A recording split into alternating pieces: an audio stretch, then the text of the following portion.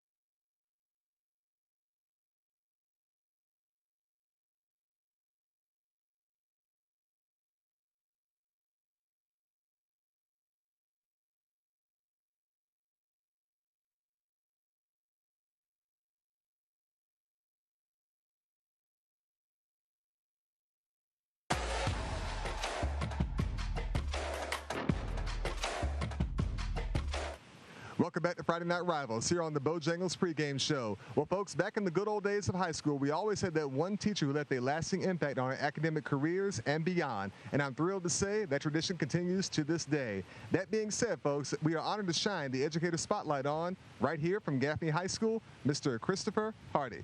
Mr. Hardy, welcome to the show, sir. Hello, how you doing today, sir? Yes, sir. And of course, on behalf of My 40 and Friday Night Rivals, thank y'all for having us here tonight. Yes, sir. It's good to be here. I'm glad that you are here, and I hope you have a good time. Now, let's talk about the moment when you first found out that the spotlight was going to shine directly upon you. What was that like? It was a big moment for me, kind of shocking, and I appreciate it. I was kind of caught off guard by it, to be honest. Now, what all do you teach here at Gaffney High? So I teach 9th grade Avid, World History Honors, and World History CP. Okay, and let's talk about your educational journey. What brought you here to Gaffney High? How long have you been a teacher as well?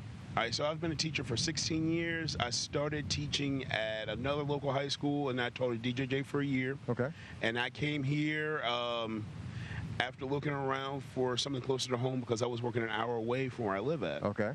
And then I got the opportunity to come here. I've been here ever since. It's been like a second home to me. That's outstanding. Now, as you know, tonight is a big-time matchup between y'all and the Spartanburg High Vikings. That being said, what are your thoughts on tonight's game, sir? I think we're going to win. I hope we do. Gaffney's a great place to be. Football is a big tradition here. I know Spartanburg also has their own tradition with football, but, you know, when you're Gaffney for life. So go Indians. I hope we win. Now, as a teacher here, what are some of those key things you're going to be on the lookout for, especially given the fact that some of your players are going to be on the football field tonight as well? I want to play with integrity. I want them to be upright. I want them to try their hardest. But I think no matter what happens, they're going to do what's right, be fair, be honest, and most importantly, they're going to be intense. They're going to have integrity. All right. Well, Mr. Hardy, once again, on behalf of my 40 and Friday Night Rivals, we are honored to hand this award to you today, sir. Thank you so much, sir. Congratulations. Yes, sir. We'll be back in just a moment, folks.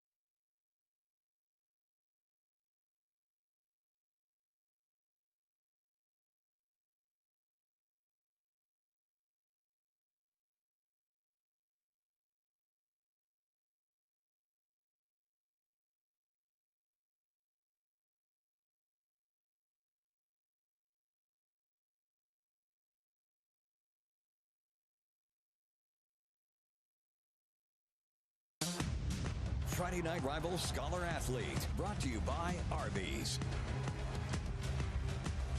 Welcome back to Friday Night Rivals here on the Bojangles pregame show. Well, folks, throughout the course of the FNR season, we're going to interview an array of Arby's Scholar Athlete winners here on this show. These Arby's Scholar Athlete winners are eligible to receive a $5,000 scholarship. This afternoon, we are honored to join the Arby's Scholar Athlete winner from Gaffney High School, Trevor Blanton. Trevor, my man, welcome to the show. Hey, thank you for having me. Yes, sir. Congratulations on the win as well. All right, thank you. Now, my sources have told me you are an academic king around here. You are Mr. National Math Honor Society, yes, Mr. National English Honor Society, and you're rocking a bad boy 5.3 GPA. Is all that correct? Yes, sir. That's true. Okay, and that's just a piece of the overall academic puzzle. What else can you share with us? Well, for one thing, I would like to start by thanking the people that have helped me get here. So I would like to take a second to thank my teachers who've been here along the way. I'd like to shout out Dr. Parker and Coach Greg. I wouldn't be here without the great teachers that have just helped walk me along the way to this path. And then I'd also like to thank my friends and family who have always been there to support me whenever I needed help or I was down and needed help with school. It's just been great, and I couldn't do it without the support cast that I have. Very noble message, yeah. Let's talk about sports. I gather you give Tiger Woods a run for his money. Is that about right? Well, depends on the day, but I like to think so. How long have you played golf? And let's talk about some of your accomplishments within the sport of golf. I've been playing since about 10th grade, and then 7th grade year I was on varsity, and this most recent year we came 4th in state, and this year we return a very good team, a lot of experience, and we're hoping to compete for state this year and hopefully in senior year with bringing a state title here to Gaffney. And very briefly, I gather you have quite the presence here in the community as well. Let's talk about your volunteer work. Yeah, so I try to stay involved in the community a lot. I do things like the soup kitchen, also involved with my church activities with projects like JP. So with JP, we build porches and ramps and stuff for people in need who wouldn't be able to do so without like volunteer work. So it's really great just to see the work you do and give back to the community with people who are less fortunate than you, and just it's really fun. It's really fun, and I enjoy it to see and help out people.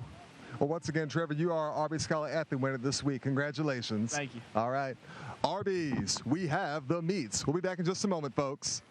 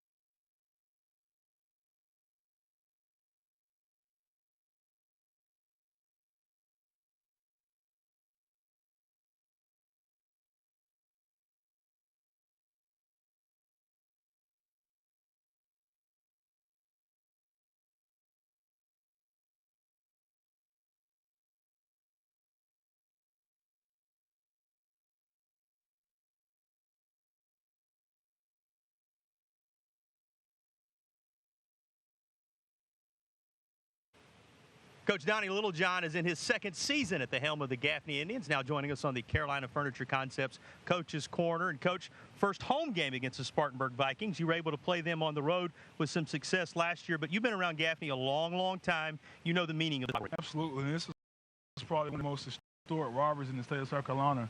It's definitely probably the longest rivalry in Gaffney's history. And anytime you play a Spartanburg Vikings team, especially a Spartanburg Vikings team coached by Mark Hodge, you know you're going to get a great team that's disciplined and prepared and is going to give you their best game. Those of us growing up in the upstate have an understanding of the expectations for Gaffney and Spartanburg, and their expectations that go well beyond the rivalry game, their championship aspirations. Share with our viewers from across both states what it's like to be the head coach of the Indians or the Vikings, and so much riding on this game and the overall goals. Well, you know, our fans are very passionate, and they, you know, there's a level of expectation that goes on with at Gaffney High School. You know, the objective is always to put a product on the field they can be proud of, but the ultimate goal is to win the state championship. And we've been chasing 19 for a while, so hopefully we'll catch 19 this year. You know, and even though Spartanburg is not in our region, I'm pretty sure they have the same goals as to win the state championship too. So both teams getting together early on and, you know, and having a good baseline, because we're going to be a good measuring stick for them, and they'll be a good measuring stick for us. And at least we'll know where we stand and what we need to improve on, in order to reach that ultimate goal. And the end of the day, it's still Spartanburg, it's still Gaffney when it comes right down to it. Let's talk football and X's and O's. Okay. What do you see this one coming down to tonight based upon what you bring to the table in game one? Well, for defense, it's going to be us making sure we know what Trent Lynch is. He's their guy, and everything runs through them. They have a receiver that complements them very well, number 17. He gives them ability to stretch the field, so you can't not keep your eye on him as well. They're pretty big up front, and on defense, they don't make a whole lot of mistakes. For us on offense, it's going to be making sure we establish a run game, and until we break in one of these young quarterbacks, leaning heavily on our offensive line and our tailback room to make us right. And on defense, to make sure that we're playing fast and we're confident and we're making sure we're doing it with coach and playing gap assignment football and making sure we tackle Trenton and limit his yards after contact. Coach, last question for you. We'll wrap up with this one. What do you hope folks see from your team tonight in game one? I hope that they see a team that's prepared and disciplined and who is trying to do things right. I hope they see a team that's improved from the Hillcrest scrimmage and the Northwestern scrimmage and the Clover scrimmage. And ultimately, I hope they see a team that's going to win and come out and lay everything on the line for them. I hope they see a team that's doing things right and that are disciplined and that a team they can be very proud of. Coach, we appreciate you hosting us. It's always a pleasure to be here at Gaffney. We thank you for your time and wish you all the best. Thank you so much, and thank you all for everything you do for high school football. It's a pleasure. That's Coach Donnie Littlejohn in his second year at the helm of this Gaffney program on the Carolina Furniture Concepts Coach's Corner.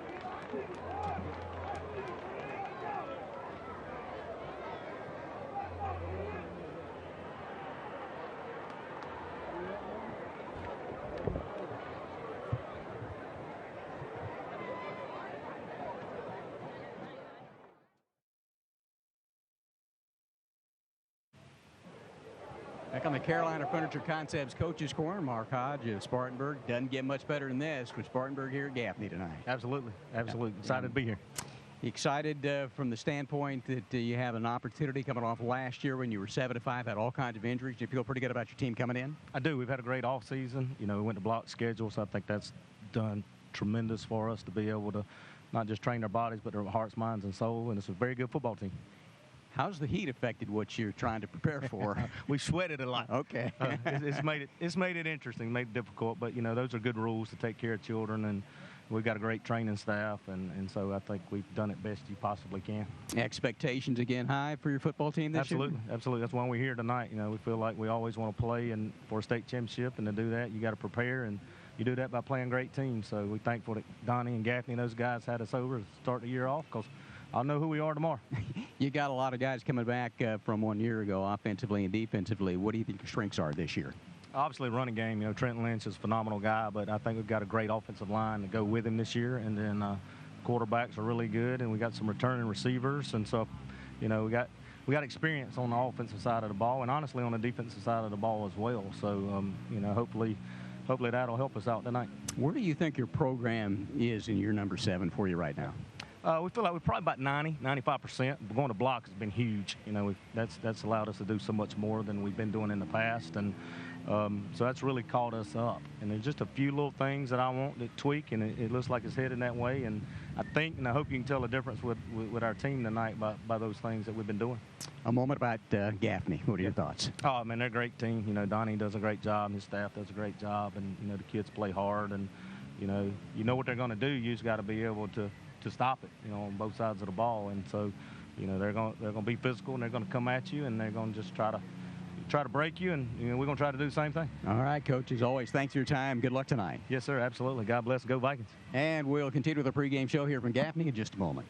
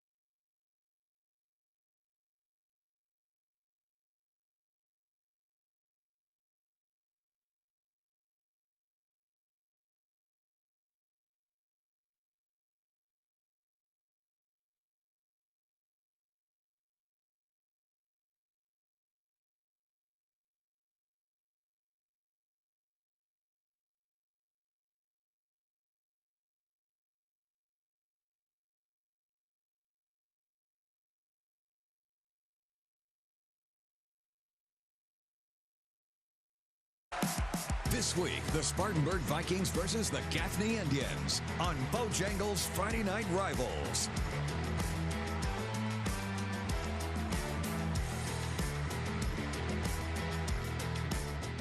When it comes to kickoff games, does it get much better than this? The old storied rivalry between the Gaffney Indians and the Spartanburg Vikings as we welcome you to the reservation for Bojangles Friday Night Rivals. Alongside my broadcast partner, Tom Van Hoy, Jason Patterson with you. You just say Gaffney, Spartanburg, region, non-region, whatever it is, so much rides on a night like this. Well, 111 games at about 53-50 and some ties along the way. The last 4 have been really good games, and Gaffney's won all of those by a total of 18 points. We expect another good one here tonight. 6th straight year we've had this rivalry game on our air. Always a joy to be here, and we say it over and over again.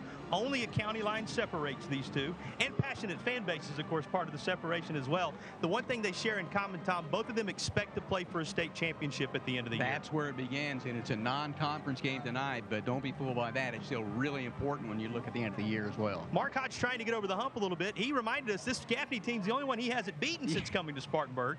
And for Donnie Littlejohn, year 2, first time here at home against the Vikings. The coaching storylines are thick as well. Yeah, those two, they know each other very well. They talk quite a bit.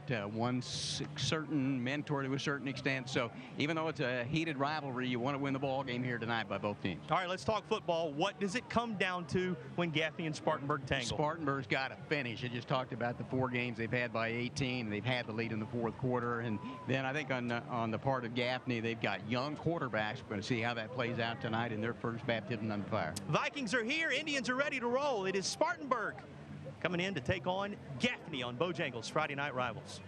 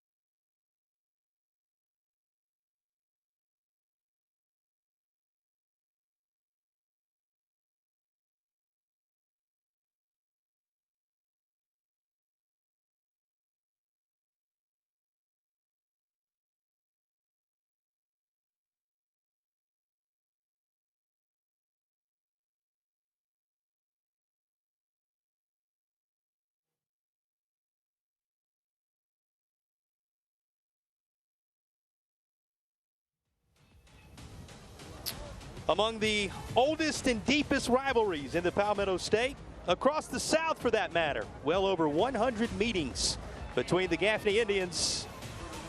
They are in the house, and the Spartanburg Vikings, who have made the short trip over across the county line. An enduring rivalry in the state of South Carolina, two teams with championship aspirations, and they are ready to go. Fans packing it in here at the place affectionately known as the Reservation, and we are ready for a kickoff between these two longtime region rivals. Now Tom Benhoy in a non-region contest. I mean, game one, we're used to the end of the year and everything that it means as far as the region's concerned and conference play and everything like that, state rankings, but this is an important game from that standpoint as well.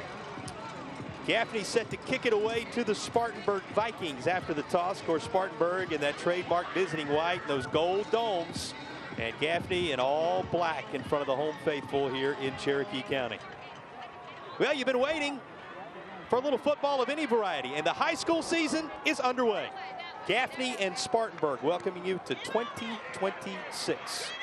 Here in Gaffney, South Carolina. The return man up across the 20 to the 22. Flag comes in. While they sort that out, let's go ahead and walk through your keys to the game. What do you see this one coming down to tonight, Tom? As far as Spartanburg's concerned, they no unforced errors. I mean, they've had all kinds of opportunities the last 4 years and haven't been able to finish it off. Clean special teams play. Gaffney, they just want to execute their game plan, take care of the ball. Tonight's keys to the game, sponsored by Spartanburg, Chrysler, Dodge, Jeep, Ram. They will be the sponsors of our keys to the game throughout what's going to be a journey, a couple of months plus journey on Friday Night Rivals, and we're glad you've chosen to spend a portion of it with us. Well over 20 state championships of the football variety, and that's not to mention the other success of these two athletic departments between the Indians and the Vikings, and tonight they tangle with hopes bright for yet another. And it's Spartanburg to touch it first, and they're going to be under the direction of the multi-sport athlete, talking about championship environments. Chris Colin is the QB for the Spartanburg Vikings. What an addition he's been. Baseball guy, helped on the run to the upper state for the Spartanburg Vikings just this spring, and now he'll lead them to the charge on the gridiron. After the penalty against the Vikings on the return, they're backed up to the 5-yard line, and that's where Spartanburg takes over. They'll call it the 6, just outside the 5. So first touch of 2026 belonging to Spartanburg, and you guessed it, they're going to give off to Lynch. You'll see a lot of that across the course of this one, Tom. Trenton Lynch is the headliner for the Vikings. Yeah, if I was a betting man, that's exactly what I would have said. Handed off to that young man, 1,400 yards last year, the 18 touchdowns, and has a chance to be the all-time leader. Here's the starting lineup for Spartanburg. Here's the surrounding cast for Lynch. Yeah, we saw Lynch. Look at the wide receivers. They're Tragan Mickler. He's electric out that way. Big guys up front of that offensive line, and they feel, and Coach Hodge does, they've got some experience here. They can open some holes. This time a pass swung out near side. Went for B.J. Dawkins, who's one of the senior returners. That pass incomplete out of the hands of Colin. You highlighted Lynch at the start, and that's the right thing to do. 1,204 yards, 17 touchdowns as a junior a year ago. They believe he's one of the best backs in the country. Here's the group trying to stop him for Gaffney. Yeah, take a look at that. I mean, this could be one of the best front sevens in high school football, and then you get into the back end of there with the 4 defensive backs. They're very, very solid on the defensive side. Both these secondaries incredibly experienced, so watch that across the course of the evening.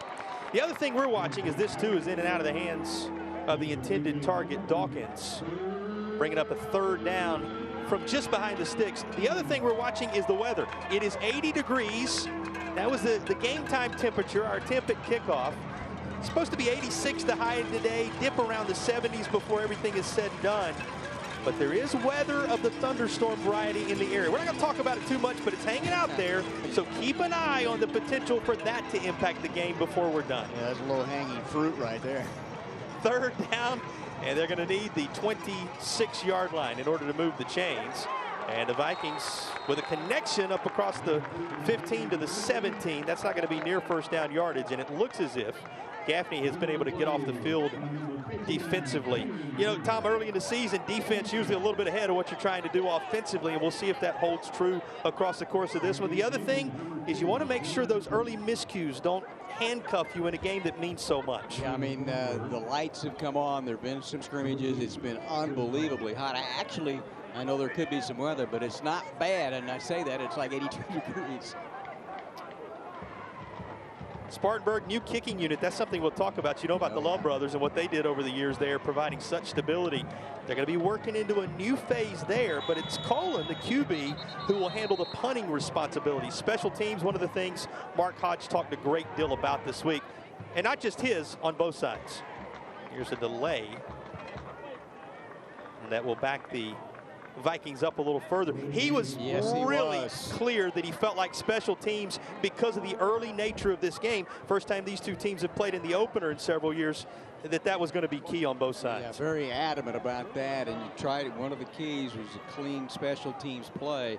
We saw earlier on return a penalty. We just saw one right there before kicking the ball out of the end zone. You saw the 6th-year head coach of the Vikings, 18 years overall as a head man, and one of the best to do it in South Carolina. A couple of championships under his belt during his time at Chapman.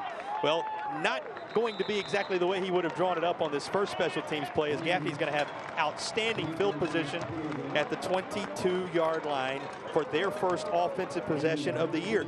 Now the mystery is about to be solved. Everybody coming into the week wondering, is it going to be the sophomore, Corey Taylor? Is it going to be the freshman, TJ Person? They're about to break huddle, and we'll find out who will be the starting quarterback for the Gaffney Indians. We know you're going to see both of those extensively, according to head coach Donnie Littlejohn. But nobody knew coming in. He was playing it very close to the vest as to whether it was going to be Taylor or Person taking the first snaps. Guess what? It's the little bit more experienced sophomore in Corey Taylor, and he's going to give this off right side. Both these teams will rely heavily upon their running game. Gaffney will inside the 20 to the 16-yard line. Walk us through the Gaffney offense, regardless of whether it's Taylor at times or Person at times handling the quarterback responsibilities. First, let's dive in there a little more, Tom. It is Taylor getting the nod here. These two quarterbacks bring very different things. Yeah, they do, and they're young, inexperienced. You're talking about a freshman quarterback in Person, talking about Taylor as the junior as well. And we're talking to Donnie Littlejohn yesterday, and they had JV action. He wasn't quite sure. Both are going to play tonight. That's of a concern. They like the offensive line. They like some of the skilled guys as well. But what can you do? What kind of experience as the season goes on can those two young guys get? They're different in what they bring to the table. Yeah, both these teams, or both these quarterbacks, I should say, receiving first team snaps along the way this week. Both well prepared to be contributors across the course of the season. They're going to keep it on the ground, and Donnie Littlejohn also telling us that he had, and these were his words, a plethora of backs to turn to. You're going to see some of those names on your screen right now, as here's the starting lineup for the Gaffney Indians. Yeah, see White there, a young man, 5'11", 210 senior. Also, Kendarius Bailey, you'll see him on both sides of football.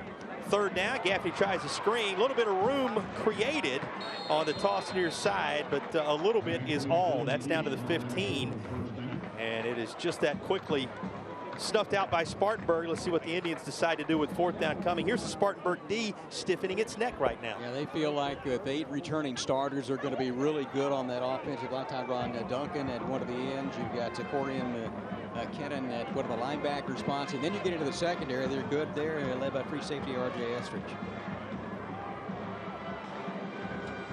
Saw Dylan McKee there a moment ago. They'll use him as a wide receiver. They'll use him out of the backfield.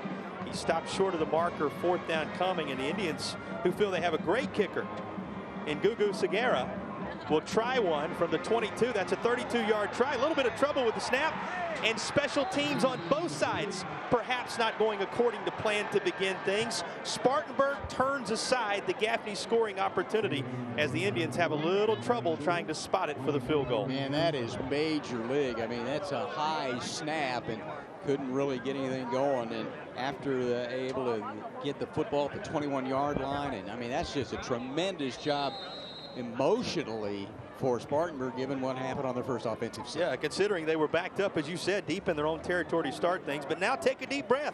Season's underway. Both teams have touched the pigskin, and now we settle into this historic rivalry. Second touch for the Vikings. And trying to call his own number here. Colin will take it left side. Chris Colin, we said it, star pitcher. In fact, he was the best pitcher on the baseball team that made it all the way to the Upper State Championship game against rival Dorman. It's a guy who this spring made his mark on that sport. And Coach Hodge saying that big game experience baseball-wise, along with starting the Northwestern game last year, a start against Broome last year, some key playing moments in the playoffs last year, they believe they found their big game quarterback in Chris Colin.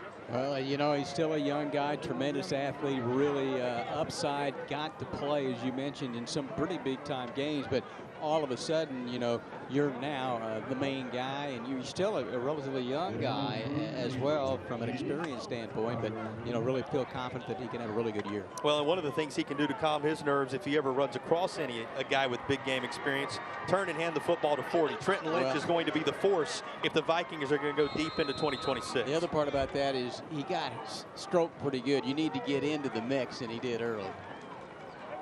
I'll get your football ready. Got flags everywhere as Gaffney was in the backfield before the snap. Let's see if they were drawn across there ahead of the second down play. Spartanburg pointing, said, is all those guys wearing those black uniforms? And our referee indicates that is true. So you can walk this on past the marker, and the Vikings are going to have a first down as they move a little closer to midfield. Well, you knew there was going to be a lot of emotion in this game early on and throughout the course of the ball game, and we've seen it so far. And as a coach, you worry about a lot of things, but the emotion of the moment, particularly early in the game, and that's why I thought the defensive stand was so big by Spartanburg a moment ago. First down, Lynch again, and he's dancing through traffic up to the 40, matching his jersey number with where he lands here. Lynch, who is a Rutgers commit, he's headed to Rutgers, going to play his college football there in the Northeast. Mark Hodge said he's the best back in the state, hands down. He said look no further than the success he had against Dutch Fork, the team that's been the staple in South Carolina in terms of championships in recent years. And he was as good as any back that has lined up against the Silver Foxes in recent years. Tom, the thing they're looking for from Lynch is simply patience, that if he can wait a yard gain here, a couple of yards gain there to bust the big one, because the Indians going to be all over him, and most of these defenses going to key on him all year. Yeah, the one before that, we saw him do that, and he had a little juke step, made a nice cut, head down, 193, powered forward for another yard or two. So, yeah, you've got to have a little bit of patience, and if he gets open, he can fly, too. This a little beyond the reach of the intended target on the far side, trying to connect with Tragan Mickler. You said it, Mickler came across town from Dorman, and a guy who, you know, looks at eye test wise small, not going to wow you with anything when he steps off the bus, but he has great hands and plenty of ability. They'll look to him in key spots as they did there, though this intended target of Mickler is incomplete, and the Vikings are set to kick it away again. Second chance for Colin to do this, and Gaffney's return man is standing back at his own 20-yard line.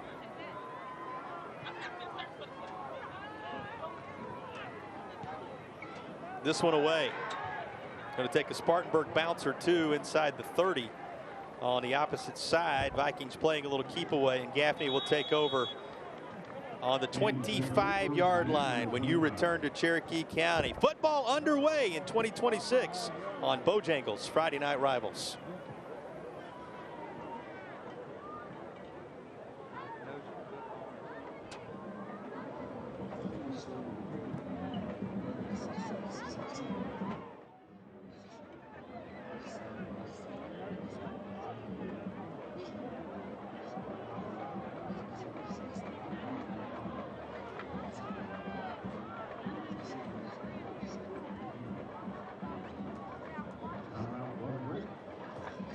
TV time. Hey, Gaffney High School Football Boots Club, like Frank Watts, Salt Community Church, providing the team with a pre-game meal and devotion prior to tonight's game. Also, the Boots Club would like to thank Lowe's Free Catering for catering tonight's show of the Boots Club members. Thank you again to the Spartanburg game and responsible for all the post-game business and the players and coaches. And ladies and gentlemen, the merchandise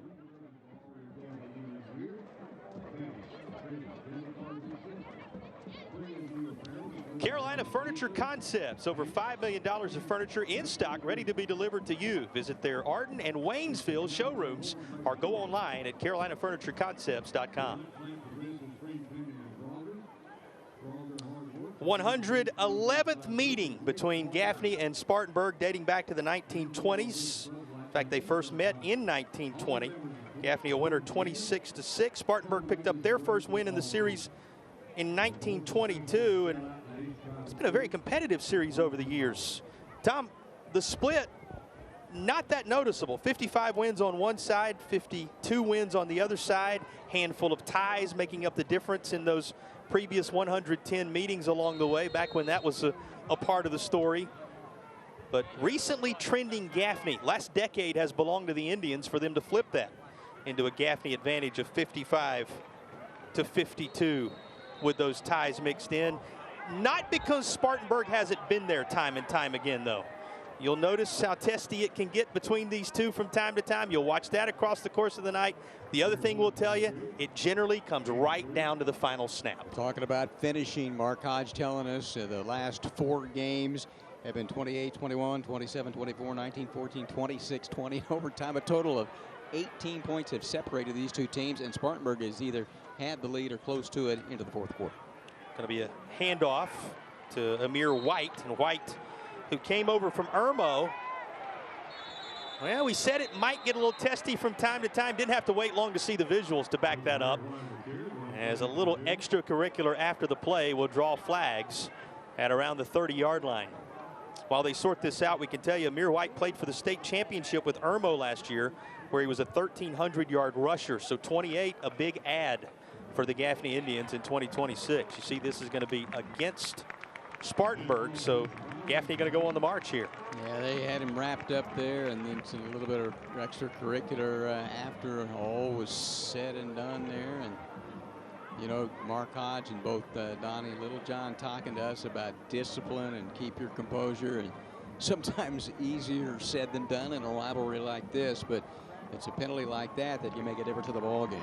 Particularly with so much energy and so much on the line. Again, 100+ years this rivalry.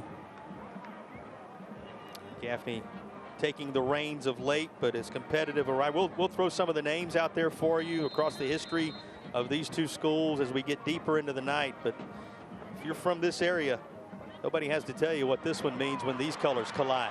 And here's a good run for, they call him Peanut here in Gaffney. Kendarius Bailey breaks loose, and he's out to the 32-yard line. He's their version of Lynch. They believe this in that stable of backs is one of the best offerings they have. Yeah, watch there, breaks the tackle, and you can understand that. 5'11", 225, downhill runner. And once he got past the line of scrimmage, you knew that he was going to have good yardage. Now, fake the give to Peanut Bailey this time, and there's a toss far side. Quintus Hines was the intended target. Gaffney, we were told this week, Tom, expect him to rely heavily on that tremendous stable of backs, but they do have some options through the air. They'll use McKee through the air from time to time. Hines was a target there. They have Young and Epps and others who they can turn to, including a tremendous tight end option in Hank Davidson, who has some offers coming in, including from Cincinnati. So watch these Indians as they try to balance things through the skies. On cue, another toss far side, though this one's incomplete. Yeah, the one thing you wonder about and you worry a little bit about is for both quarterbacks or young guys that don't have a whole lot of experience, you want to try to get them into the flow of the game, maybe some short tosses to set some things up. We saw with Spartanburg, first two were kind of behind the receiver, and that one before that a little bit high, and that one out in front a little bit too much. So you got to work your way into the game and get a completion or two to get some confidence going. True with all quarterbacks. A great point you make. True with all quarterbacks, especially you look at Gaffney, a couple of young quarterbacks they're going to be working with in this one tonight and throughout the course of the season. But this helps. Another penalty that's going to march Gaffney a little further into Spartanburg territory as they're now in the red zone. Our initial First Bank red zone chance coming your way as Gaffney knocks on the door. This is the first time they're forced to drive into the red zone. Remember, they had such great field position the first time around, but have now earned a First Bank red zone chance. And a give off to Amir White. He's stacked up as there are plenty of those white jerseys of the Spartanburg Vikings with gold helmets to put a stop to him. Emery Quarles in there to make the initial contact at the line of scrimmage. Both these teams like their offensive lines. They've got some experienced guys trying to open some holes to set some other things up. Boy, when you can add a 1,000+ yard back who played for a state championship in the Midlands last year to the mix, that always helps. That's the case for Amir White coming over from Irmo. Calling his number one more time. And he is tripped up. Boy, great job getting through that initial push you saw from Isaiah Lipscomb right there. He's one of the key contributors on D. Yeah, Coach Hodge talked to us about that inside. Not that big, 5'9", 152, and a senior, but stuck the helmet in there and made contact early on. Vikings without Kamarian Davis tonight, one of the key players on that line for Spartanburg that they expect to be a contributor this year. He will not play in this one, we were told by the coaching staff prior to tonight's game. So number of players being asked to step up. Lipscomb one of them, and he does so here. Third down, and they're going to call it 9.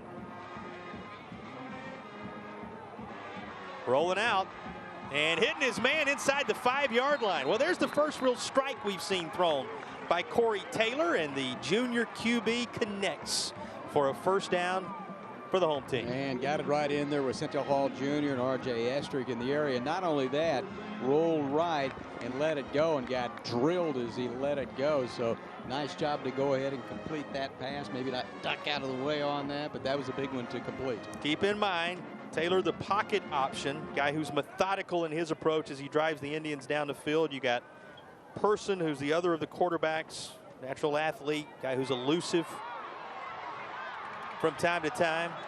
They provide Gaffney with options. This is going to be worked far side. Taylor going to keep it himself. He showed you he can run a little bit too, not just a guy who's got to sit back there and throw the football, though he's good for only about a yard or so.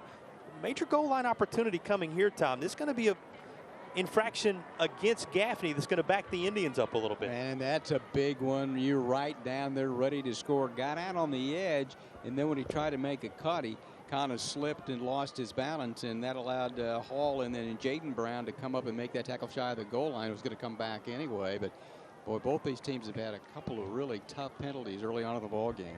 And that was head coach Donnie Littlejohn, who you saw just a moment ago. He's in his second season at the helm of the Gaffney Indian program. He was a longtime assistant here under previous head coach Dan Jones, the winningest coach by sheer win total in Gaffney history. Coach Littlejohn picking up a win at Spartanburg in his first taste of this rivalry as a head coach, 28-21 over in the land of the Vikings last year. And trying to make it 2 straight to start his portion, head coach wise, of these games in this rivalry. Bailey again, and Bailey dancing in the heart of the hashes, gets it back down inside the 10 to around the 7. But remember, it's goal to go for the Gaffney Indians. And Peanut Bailey, guy who plays offense and defense, is both a tailback and an outside linebacker. We're told by his coaches, one of the best in the state of South Carolina as well. Very versatile player, and Gaffney's to go deep in 2026. 27 jersey number wise is going to be a big part of it. And struggling inside the 10 and down to the 6-yard line on this second down carry goes Bailey. Man, that is a heck of a run. He was hit near the line of scrimmage, and another player had a hold of his jersey, and he wasn't going to watch this. They just missed him there, and then hanging on with as big as he is, and once you get that forward momentum, he got a pair of extra yards. 2:22 to play in the opening period. It's not been the opening stanza that has settled this rivalry in recent years. It's been those closing moments. But you sure can't set the tone here. Gaffney trying to do that, and Bailey is swallowed up right away. Gaffney fooled Spartanburg nada on this one. Vikings all over it, and look who's in there, Tom. Thomas again. Yeah, I tell you, he came on a blitz off the backside and got there and, you know, able to make contact early. So well-designed defensively, and we'll get into the fact that they're doing some things differently in defense now, going back to some of the things they did early in Spartanburg when Mark Hodge got here and what he did so successfully at Chapman. Under a new DC, again, one of the storylines we'll get into as the night goes along, but it's worked out well here. Going to force the field goal attempt. Gaffney trying this for a second time. This one from the 14-yard line. Going to be a 24-yard try. Same trouble, and rushing it far side is not going to work out for the Gaffney Indians. Spartanburg twice bends but does not break, as special teams have not yet worked out for Gaffney. The field goal unit turned aside once more, and we stay scoreless with 1:25 to play in the opening quarter of this rivalry game in Cherokee County.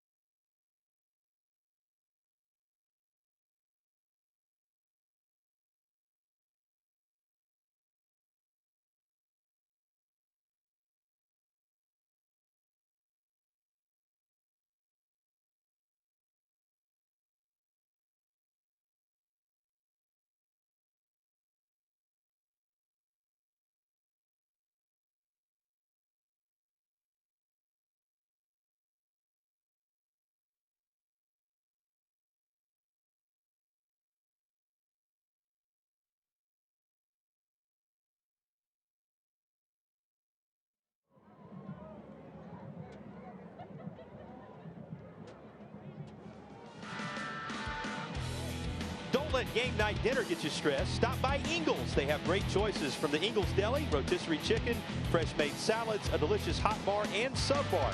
It's dinner and a snap, and then off to the game. Ingles, low prices, love the savings. The last time these two teams met here on this turf, Gaffney scored in the game's final minute. It was for the region championship 2 years ago. First lead of the night for the Indians when they scored with some 40 seconds to play.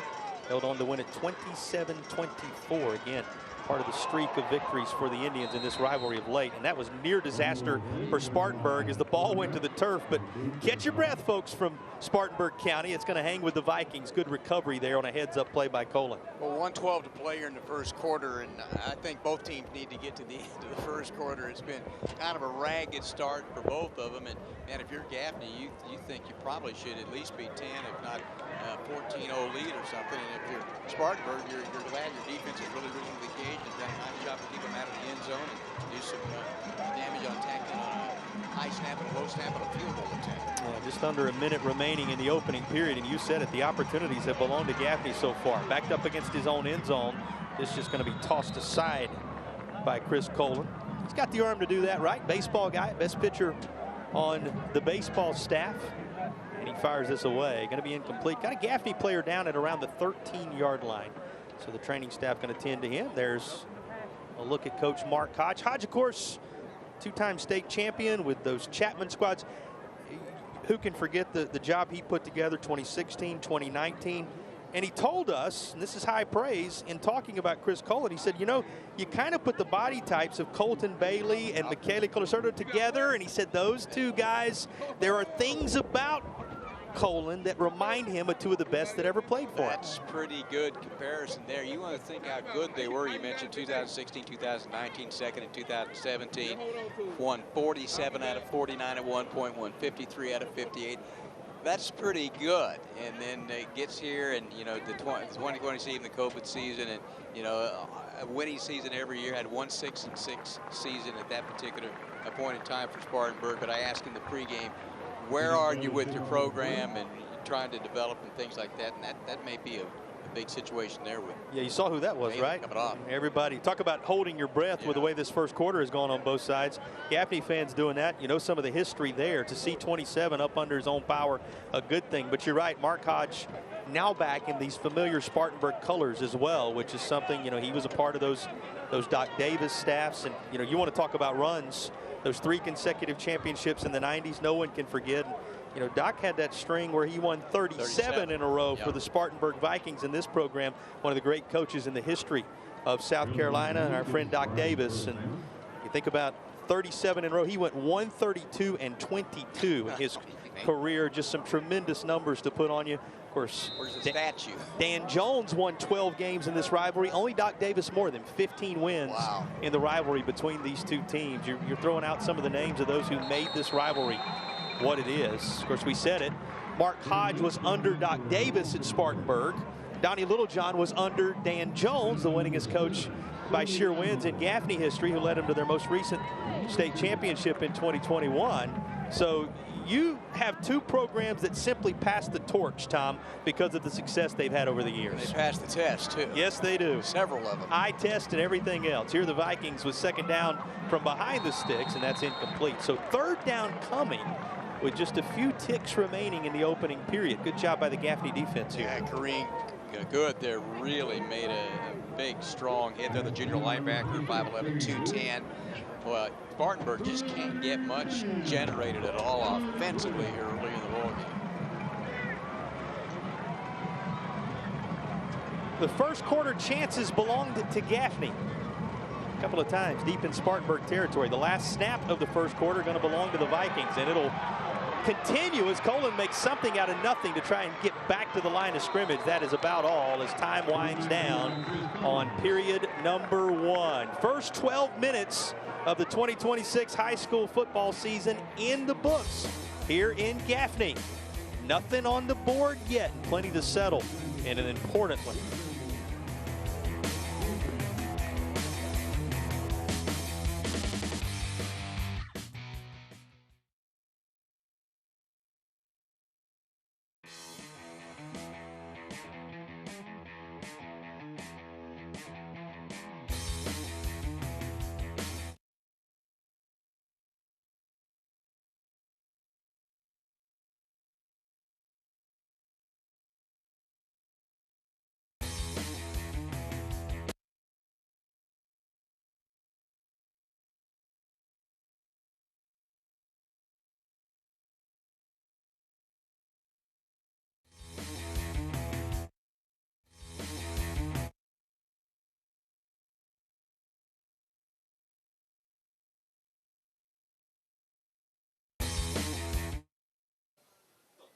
Friday Night Rivals is sponsored by Wade's. Have you had your veggies today?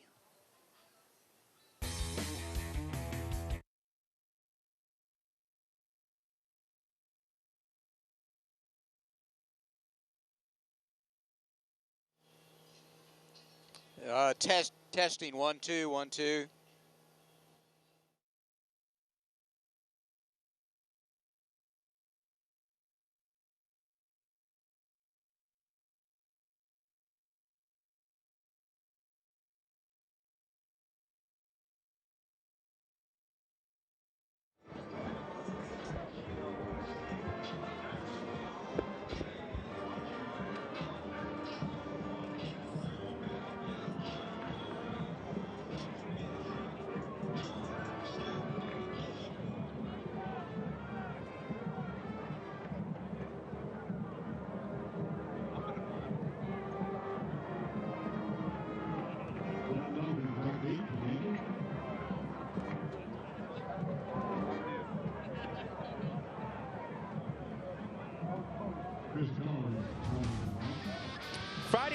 Rivals is sponsored by Wade's. Have you had your veggies today?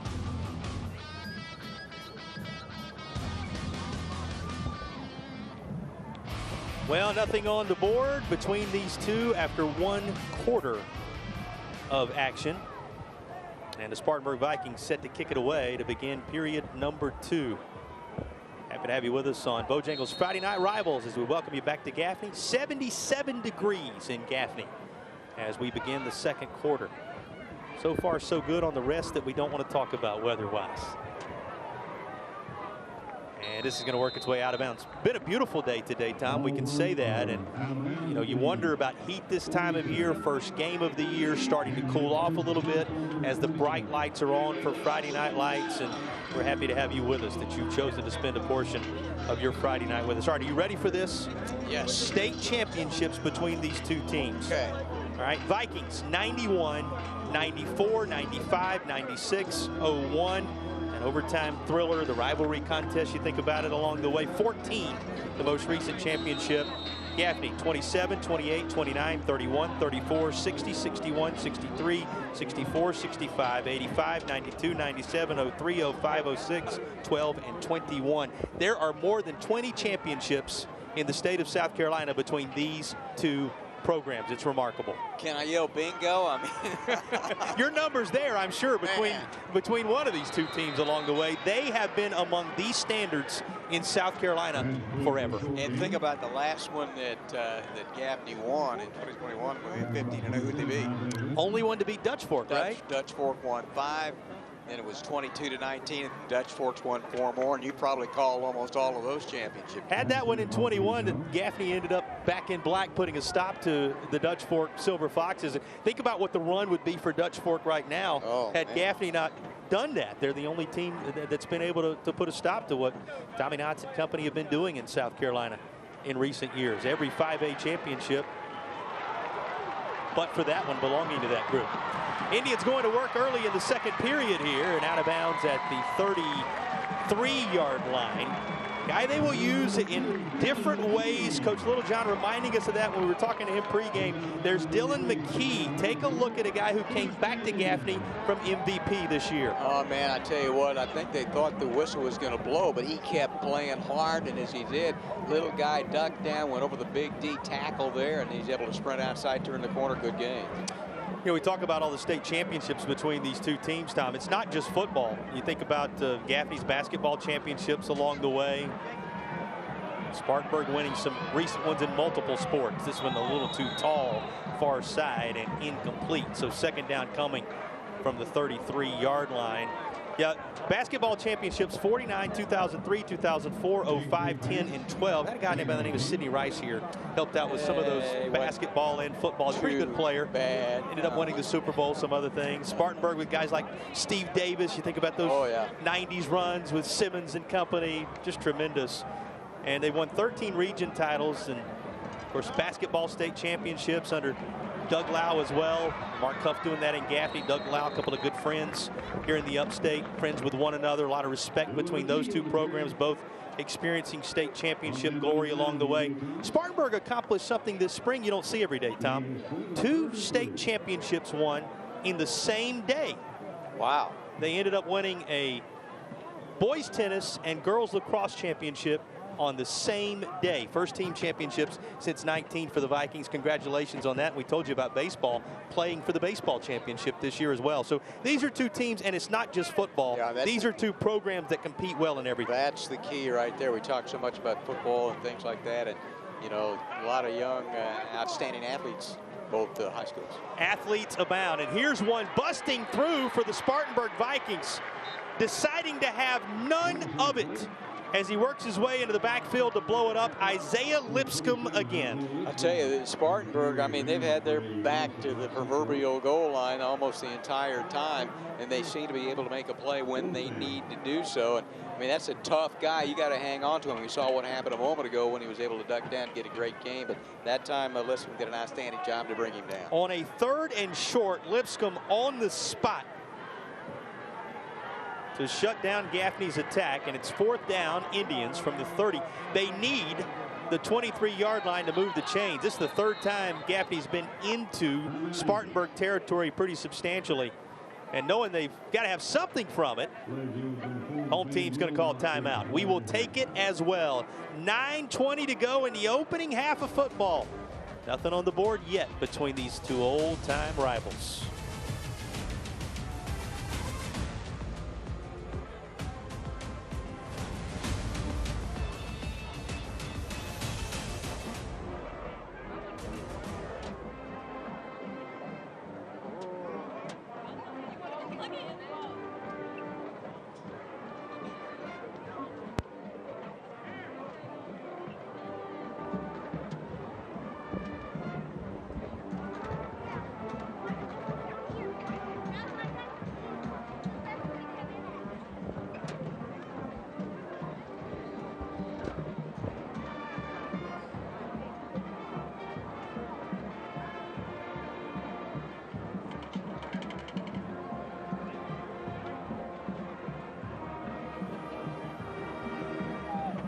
Fans up on the edge of their seats here in Gaffney. Familiar faces as you look across the stands on both sides. They've been doing it for decades, showing up on Friday nights just like this. And we got a big fourth down coming. Set the stage for us, Tom. Here's Gaffney threatening again, but fourth down, and they're going to call it 7 coming for the Indians at the start of the second. Yeah, at some point you've got to have some success when we're talking about Gaffney, what they've been able to do in the penetration they've had, the deep drives.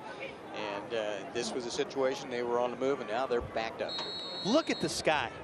What a beautiful night in Cherokee County in Gaffney, South Carolina, for this rivalry game between the Indians and the Vikings. Here's the fourth down play. Underneath, it's White. He's into the red zone, and he's down to the 10-yard line for a first down. Gaffney. Hold everything, though. That's only if the play stands. There is a flag back at the 32-yard line. So the Indians set something up for Amir White, but early body language indicates this one's coming back. I'll tell you what, that's a great call right there. You had pressure coming on the outside edges, both sides, and through the screen underneath.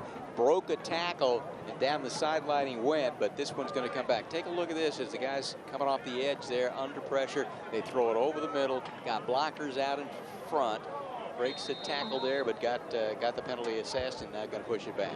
It'll be fourth down from behind the sticks now at the 40-yard line. Boy, those beautiful images of the sky just a moment ago. Big thank you. Nice job by our crew to bring you right here, give you a look at what it appears the Creator has painted on a beautiful night like this in Gaffney. Here's the fourth down play. That's underneath again. Gaffney once more turning to McKee.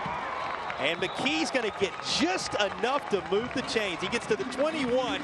Tom, he needed the 23-yard line, and after all that running, Dylan McKee's going to keep the football in Gaffney's hands. Man, had a long way to go. You thought, you know what, go ahead and punt it. You can keep them down there inside the 10 or something like that. But what they did, the crossing pattern there, they had the one-on-one matchup that they wanted with a linebacker. Just outran him, got a first down. Nice call, nice play. So Gaffney had it on the prior play, but the penalty negated it. Indians able to pick up the first down anyway, and it's a brand new set at the 21.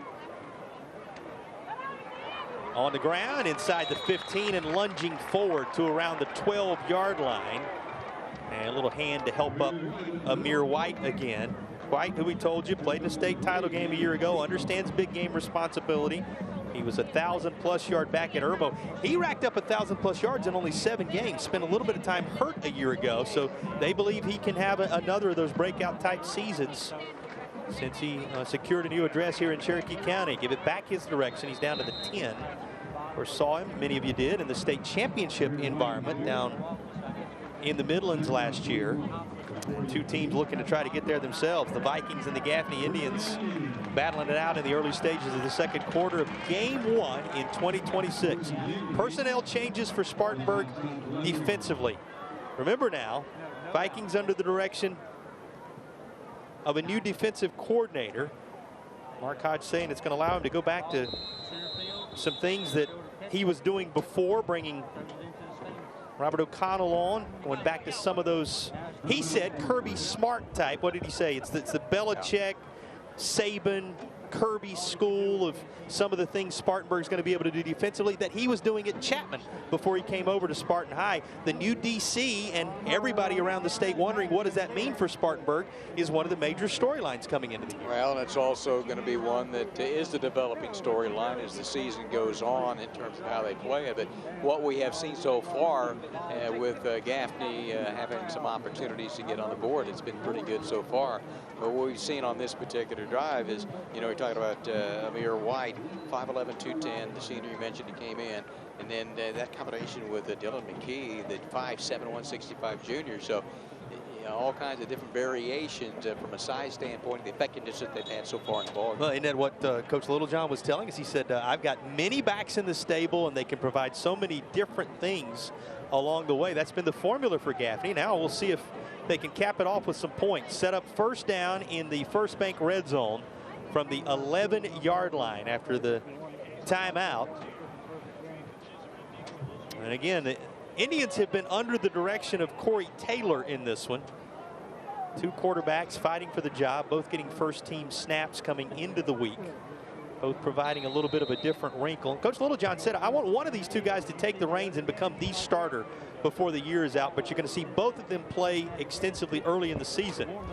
It's been Taylor the junior so far, or Taylor Jr., I should say, the sophomore so far, who has secured the majority of the time, Corey Taylor Jr. It's a sophomore or a freshman in person to choose from, and he's been the field general so far. The thing he's done more extensively than anything else, Tom, turn and hand to these backs. Yeah, and I tell you what, and they're getting a lot of yardage after contact. And you know, one of the things you worry about early on in the year and how much can you practice, tackling becomes a major league issue at certain points in time. But so far, Gaffney's done a pretty good job with yards after contact. This sets up a second down. Remember, it was on the 11 that this new set of downs started. So there's a first down available at the 1 if they don't get into the end zone. That's a moot point.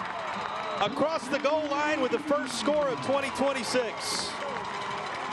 Indians hand the football to Amir White, and the offensive line makes enough room for him to put it in the end zone for a 6-0 advantage.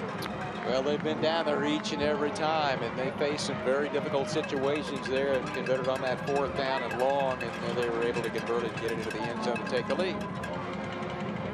Now an extra point. Remember, Gugu Segura has tried a couple of field goals that really he never got to try. Hasn't been able to kick either. His snaps were an issue on both occasions. It's going to be his first extra point attempt. That time, the hold is true, and so is the kick as the Indians take a 7-0 advantage. So it's Amir White for the home team, the crew in black, securing the first touchdown of the year here in Gaffney for an early advantage with 7:17 to go in the second.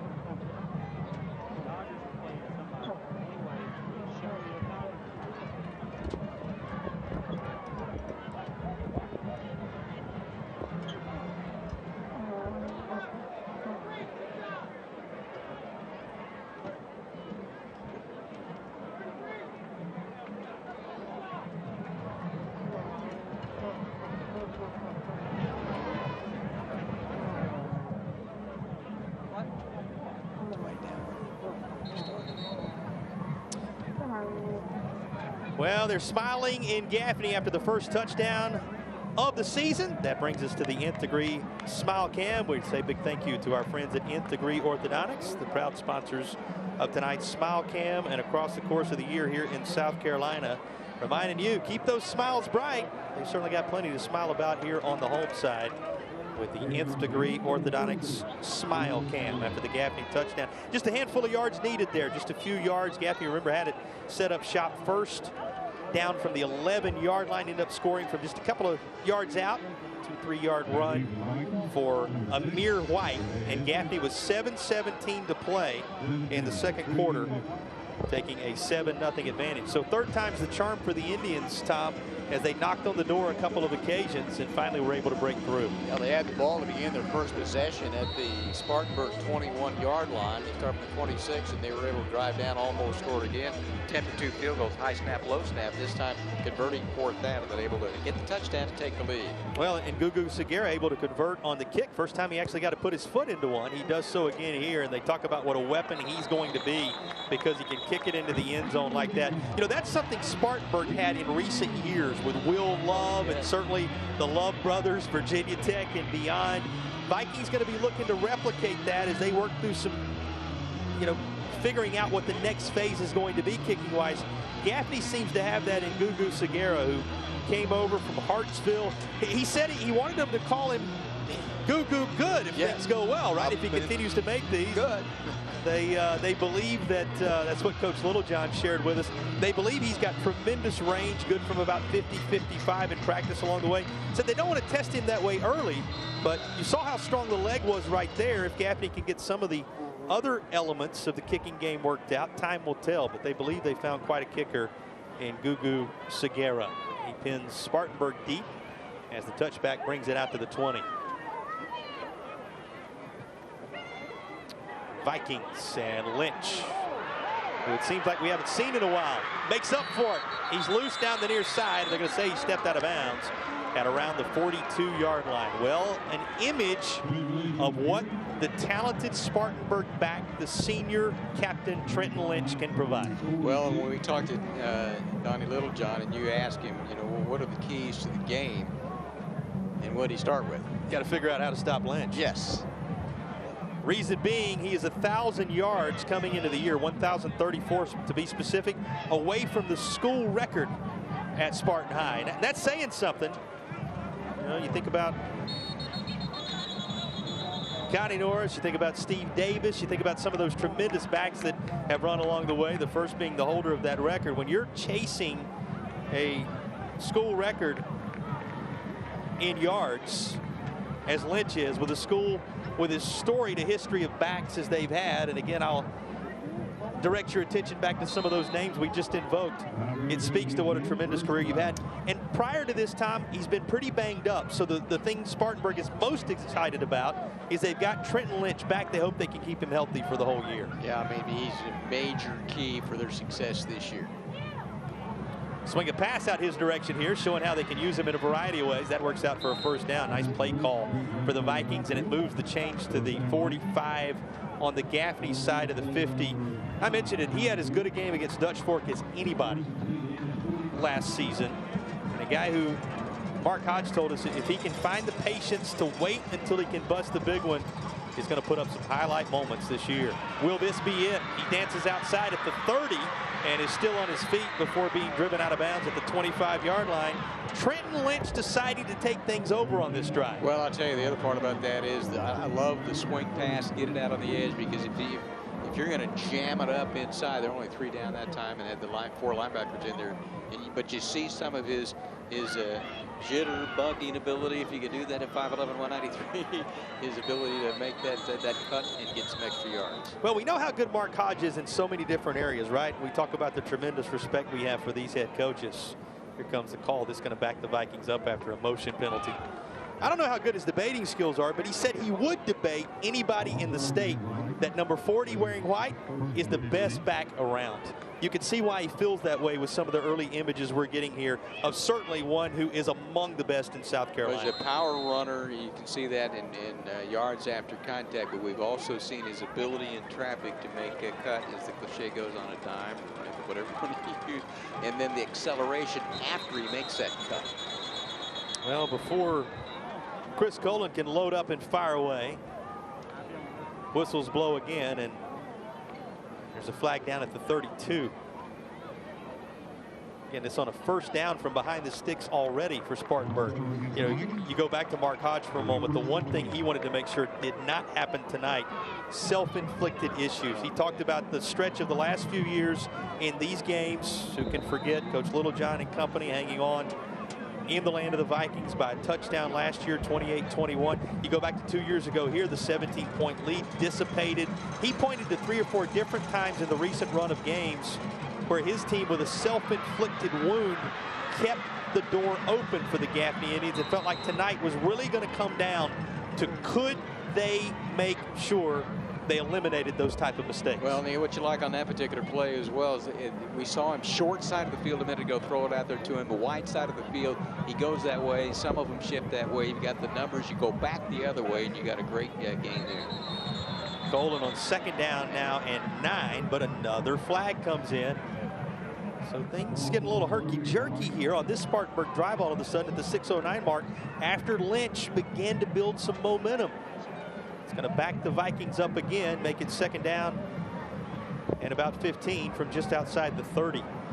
Spartanburg showing you glimpses of what it will take to tie up this football game already on this drive.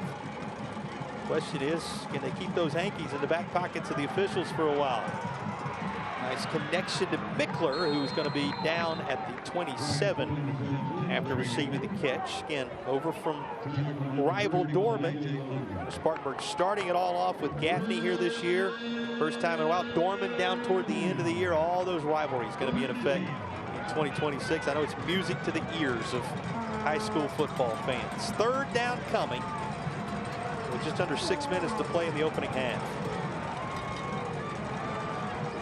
Need the 17.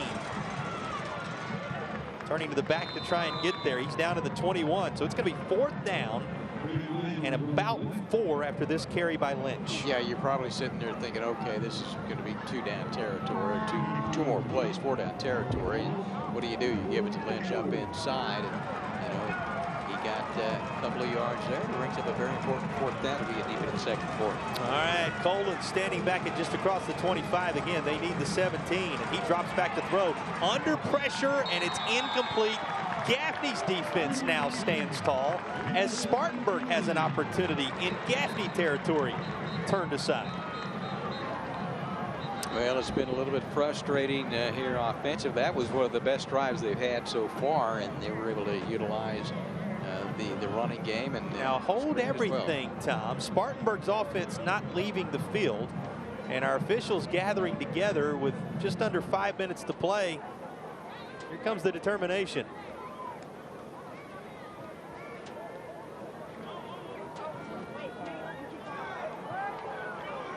So it's a personal foul after the play. So Gaffney is going to have the football following the turnover on downs, but they'll be backed up in a little less field position than they had expected with just under 5 to go in the half. Yeah, I think this is one of these situations. You're at 4:59, man. I think you need to get a halftime and kind of cool things down a little bit. It is game 1, and you're going to make some mistakes along the way in a highly charged, emotional ball game.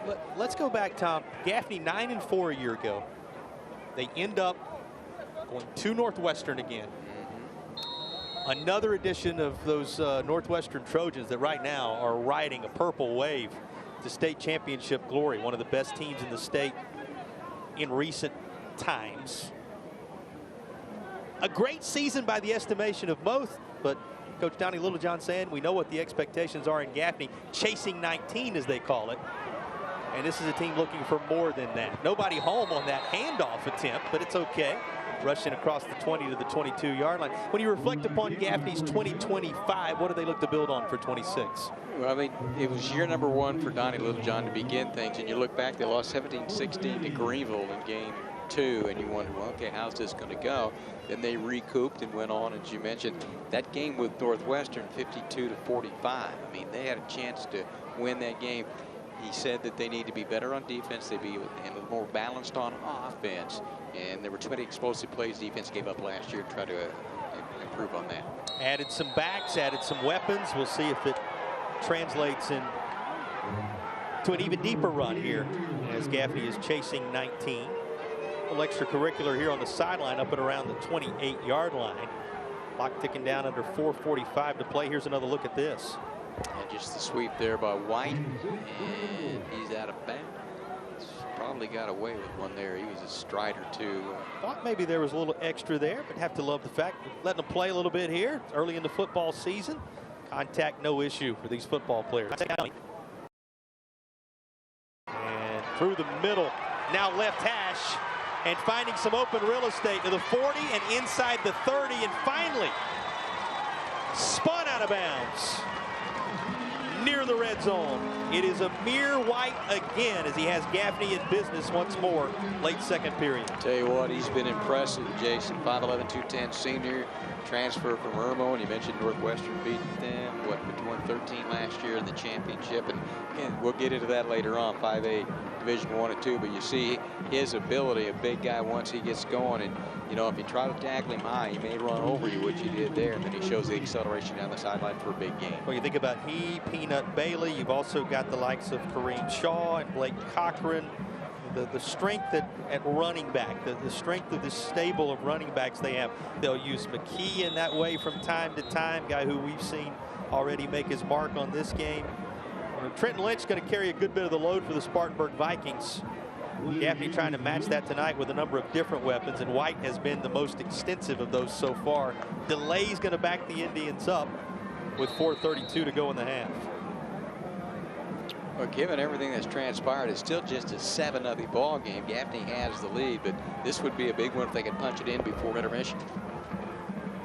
Screen set up near side here. That's going to be caught. That's E.J. Epps. And Epps is right on the doorstep of the red zone. If he's not in it, that may be a First Bank red zone opportunity. It is. They're going to spot this on the 20-yard line. Hines was there to eventually work him out of bounds. And here's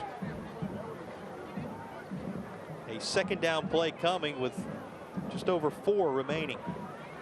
Gaffney, the lone touchdown. It was a run just a couple of yards by Amir White on the previous possession. And speaking of the different ways Gaffney will come at you on the ground, here's Peanut Bailey again. He's down to the 10-yard line, and that's near a first down. Let's see if they say it's enough to move the chain. Man, look at the speed, 225, and, you know, give credit. I mean, T.K. Keenan put his head down in the middle there and brought him down. Yeah, you got to give credit. How many at home going to stand in there in that moment? Impressive to put a stop to Peanut Bailey, not before it is, in fact, a first down, though. And it's 1st and goal, Indians, with 3:28 to play in the half. Gaffney looking to take a 2-score advantage, perhaps, into the locker room. Dominated possession in this first half, and certainly dominated field position. But Spartanburg's defense has done just this. And Tavion Hall stands in there, and he's among those who blow this play up. And Spartanburg, once again, that bend but don't break, stiffening its neck at the 3-minute mark.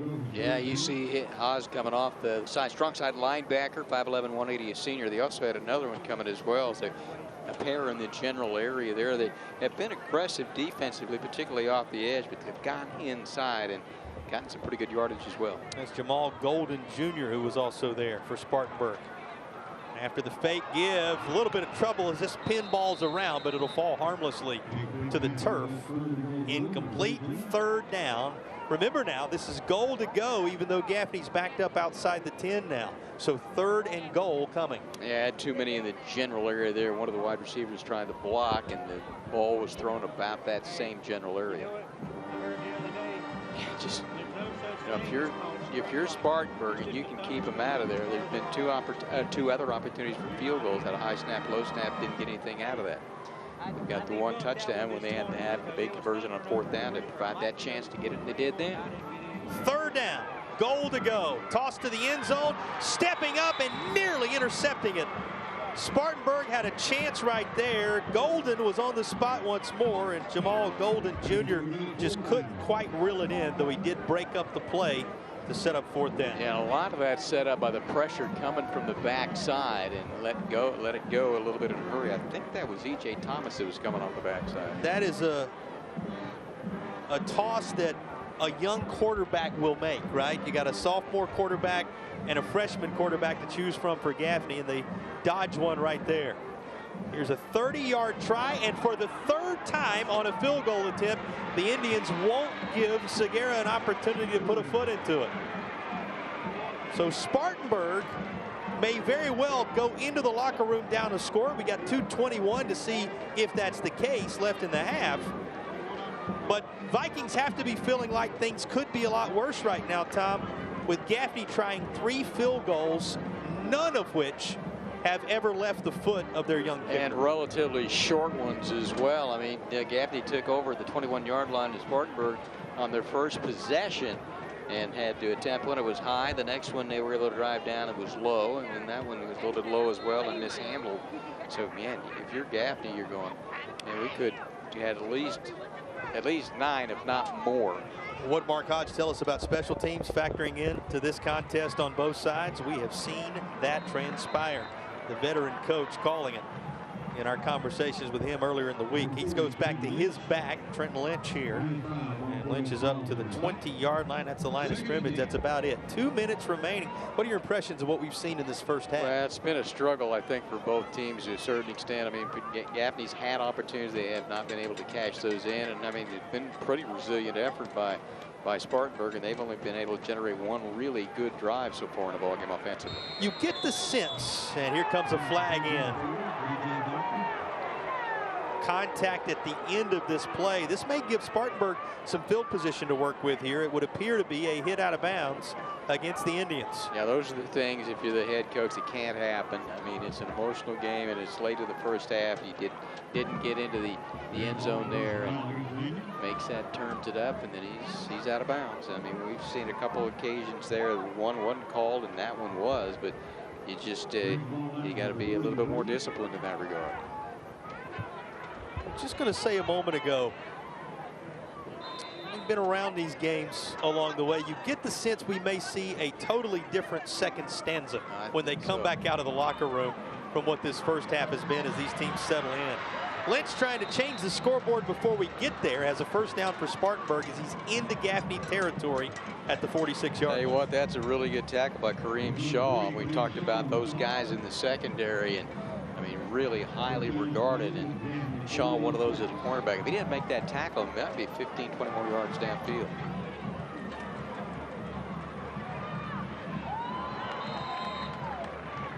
Spartanburg going far side here. Clock at 1:22 to go in the opening half of action. And it's ticking on downward toward the final minute of the second period. Gaffney with a touchdown run from Amir White with 7:17 to go here in this second quarter, the only score in the game thus far. Touchdown run of minimal yards from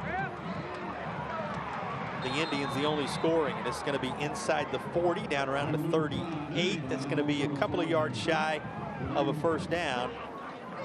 46 seconds remaining where the clock stops. I tell you, that's a really good play too by the defensive end coming off the backside that had to run him down from behind. And Marquell Small, he's not small, 6'4", 260, and a senior. But picking up a flag here. The official's going to walk this off against the Vikings. So Spartanburg, little start and stop for these two teams with some of these early season penalties plaguing them right now. It's going to back them up into their own territory at the 48-yard line.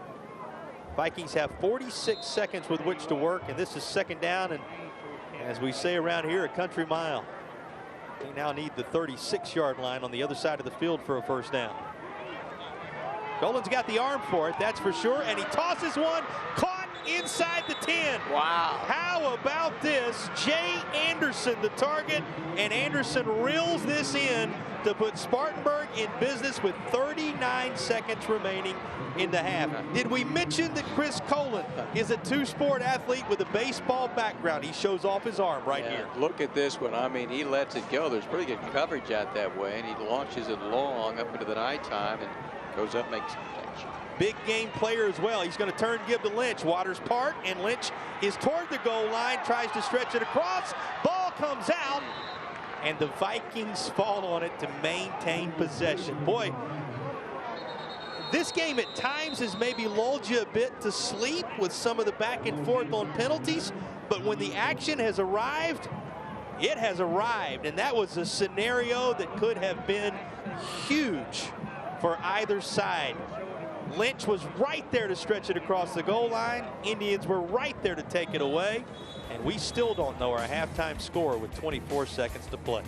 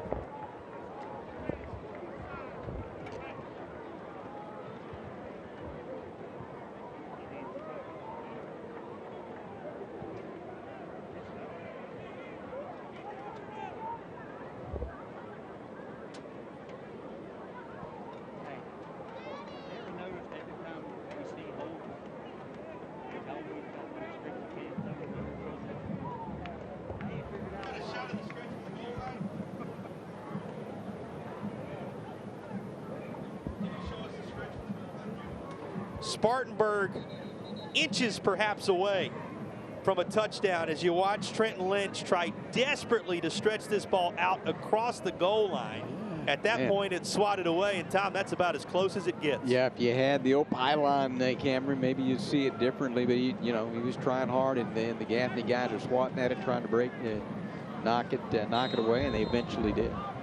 Going to be second down, goal to go for Spartanburg. 24 seconds to work with. Vikings, after all this, trying to tie up the football game at the intermission. Rushing this side, Lynch working his way through traffic. This time he does break the plane. Trenton Lynch is into the end zone for the first time in 2026. Likely not the last for one of the best backs in the state. And pending the extra point, he has evened things up for his Spartanburg Vikings in the closing seconds of the first half. And that is an impressive run right there. I mean, the old not to be denied, and he reaches across, and he did break the plane before he gets in. He was trying to the last time, but it got knocked out of there. Gets in for the touchdown. Boy, you saw the physical nature of Trenton Lynch. That's what Mark Hodge told us pregame. We said, Coach, what are the differences between Lynch a year ago and Lynch now? He was already so good a season ago. He said, you're going to see how physical and how strong he continues to grow into the Rutgers commit once more, making his mark on one of these high school football games in the upstate. Extra point works its way through. Remember, they're trying to replace one of the great kickers in the history of the program, in the history of the state, you could perhaps say, in that department. When Love's across the back of your name, most recently Will Love for the Spartanburg Vikings, you could almost count it. And here is the young kicker, Emin Rogers, getting the job done to equalize things at 7 apiece. How about this night at the reservation with 16 seconds to play in the opening half, even between these two longtime rivals, Gaffney and Spartanburg. I tell you what, it's been a little ragged, a little rough at the edges, but you'd expect that in game one, in an emotional game as well. And first game of the year, these two teams are in different classes now. 4A for Gaffney and 5A for Spartanburg, but it's been an exciting one, and looks like, I say that, you still got 16 seconds to go, a tie ball game with the intermission. Not far-fetched to believe both these teams could compete for the state championship this year. That's the way things will shake out due to some realignment that may be a little unusual and a head-scratcher for folks who grew up with this rivalry, but both coaches told us, put them in whatever classifications you want to, put them in whatever regions you want to. This is still Gaffney and Spartanburg. It dates back to the 1920s. It's as passionate a rivalry as you're ever going to run across, and right now you can see it in a 7-7 score as we close in on the break. Yeah, that's just huge for Spartanburg to get into the end zone. Think about how many times they have watched Gaffney on the verge of putting points on the board, turned aside in this first half, only to score with 16 seconds to play and even things up at 7 apiece. Short kick. Indians will be within range to try and toss one down there. Again, working with 16 seconds and 2 timeouts. Vikings have 1 timeout remaining. And we'll see who they opt to go with It has been Corey Taylor Jr., the sophomore, throughout the course of this first half. And here's the thing. He is the more pocket of the passers with the stronger of the arms. TJ Person, the more elusive of the QB options for Gaffney. So you'd expect it would remain Taylor out there with 16 seconds to play and a great deal of distance to travel. It will. He's going to toss this to McKee, and flags fly everywhere as the penalty is going to be sorted out on first down. Kind of apropos, we wind it down here to see a yellow marker go down. It's been that kind of first half, and you have some of these, you know, difficulties in game number one. We've seen quite a bit of both teams in the first half. Are you tracking penalties? Not a number we want to provide right now. And I don't think both coaches, neither of the coaches, want to hear those numbers in these moments. It has been, you suffice it to say, the type of game you often get on the first game of the year. Both these coaches are about to go to the locker room knowing their team very much in this thing. And they both play a lot better in the second half. And they will, no doubt about it. This rivalry so packed with explosive moments, no doubt shaping up for another. Final seconds first half across midfield and into Spartanburg territory, but that's all before the horn sounds and we reach the intermission in the 111th meeting between the Gaffney Indians and the Spartanburg Vikings. Nothing settled at the break. It is 7 apiece after a half of football in the 2026 Open.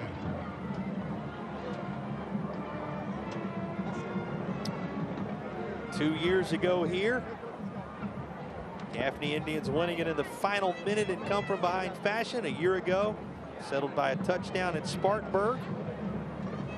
Another one looking just that tight through one half of action between these two teams with over 20 state championships between them.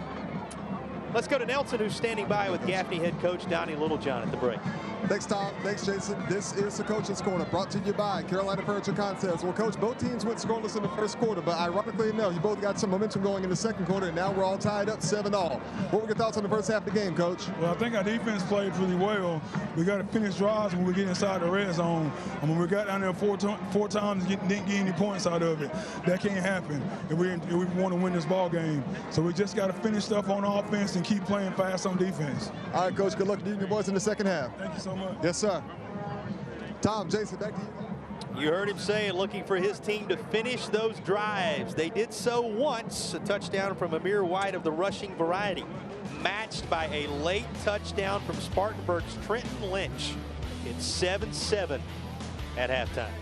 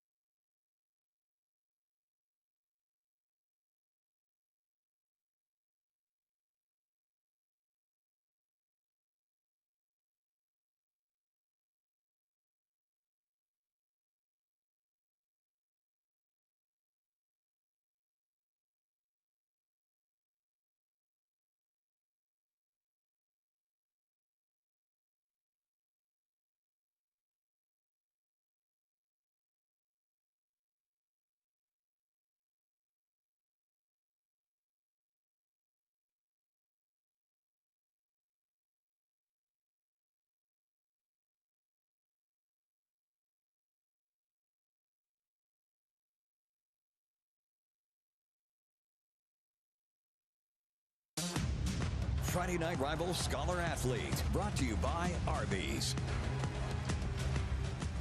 Welcome back to Friday Night Rivals here on the Asheville Chevrolet Halftime Show. Well, folks, throughout the course of the F&R season, we're going to interview an array of Arby's Scholar Athlete winners here on this show. These Arby's Scholar Athlete winners are eligible to receive a $5,000 scholarship. Tonight, we are joined by the Arby's Scholar Athlete winner from Spartanburg High School, Benjamin Schaefer.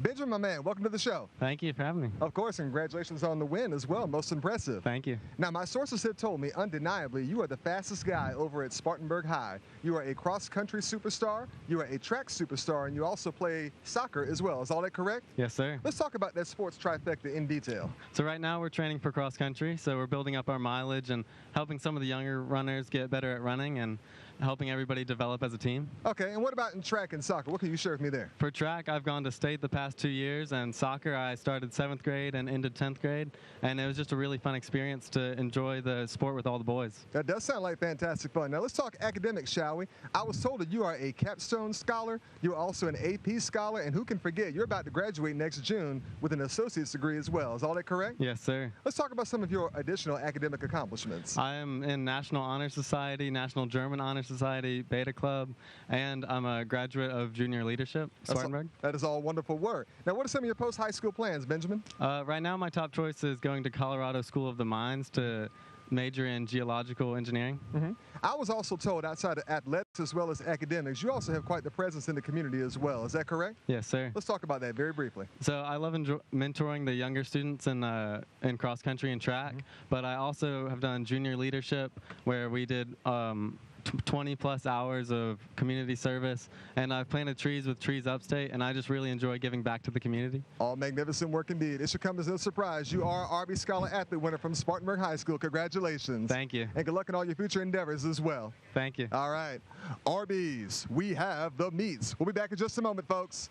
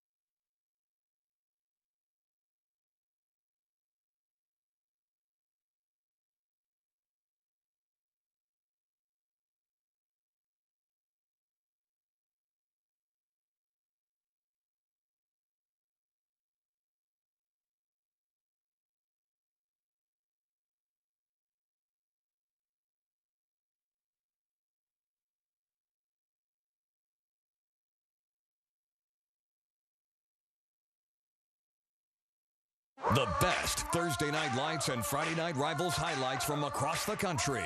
Raw, nice cut move, and a hurdle. He's still on his feet. Are you kidding me? Caleb.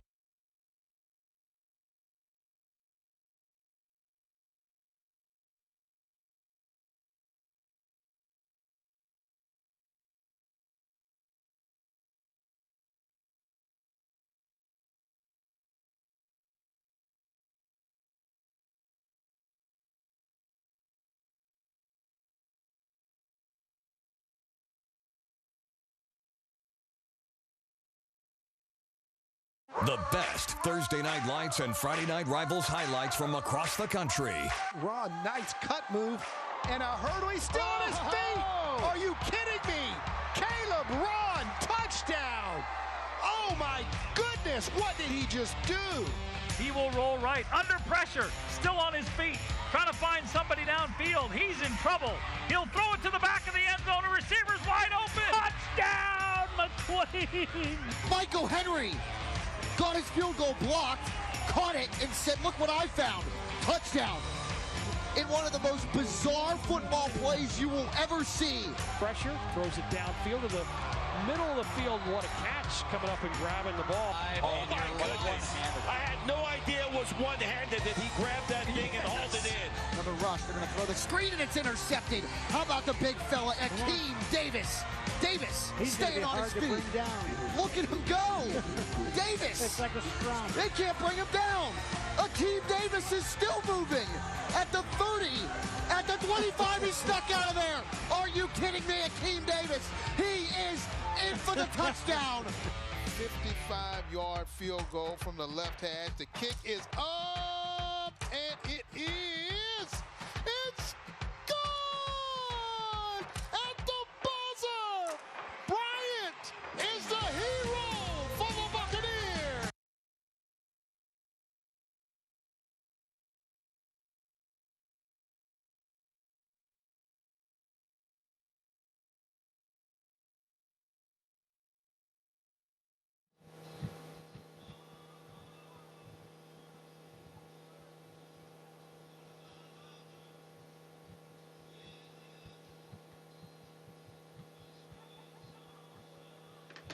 Andy, can you hear us now that we're out of break? We were talking to you, but I don't think you can hear us.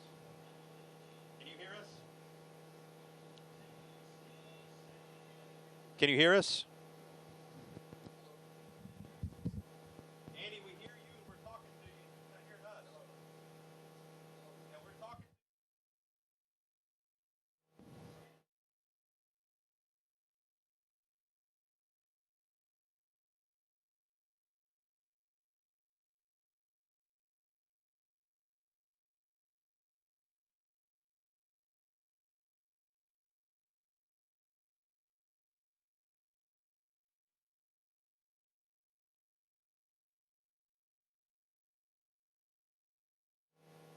Yeah, we were talking back to you, but we can hear you, so.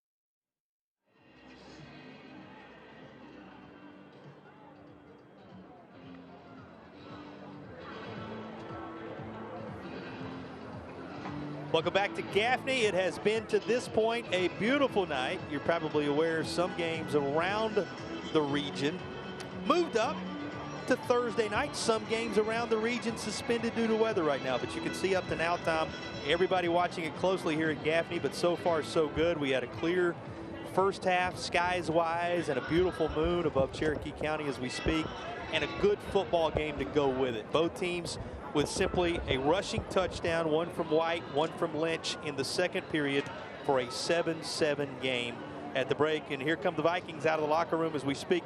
Got a feeling you're going to see a couple of teams that are a little more crisp in this second half, but we saw visions of what they can be. Yeah, you know, and I think to game one, it's a highly emotional. It's non-conference. Usually you're playing at the end of the year, and you know it's been so doggone hot that you haven't. And talking with Coach Hodge about practicing, when did you do it? And you know, some kids need rides on a bus. You can't do it at certain times, and everybody, not just Spartanburg, but very difficult with the way the weather's been, and you never know what you're going to get in game one. And that's one thing with the storms in the area, at least 77 degrees tonight right now. Very comfortable. You just hope it stays clear alongside comfortable right now. Fans certainly enjoying themselves as we speak. Fans of all ages getting their look at the latest chapter in this storied rivalry between these two historic South Carolina powers. Doesn't get much better than this in the Palmetto State, and a game that has been everything you would expect at this point. We heard Coach Littlejohn talk about his team finishing drives after the first half. Let's find out what's on the mind of Mark Hodge. He's now with Nelson.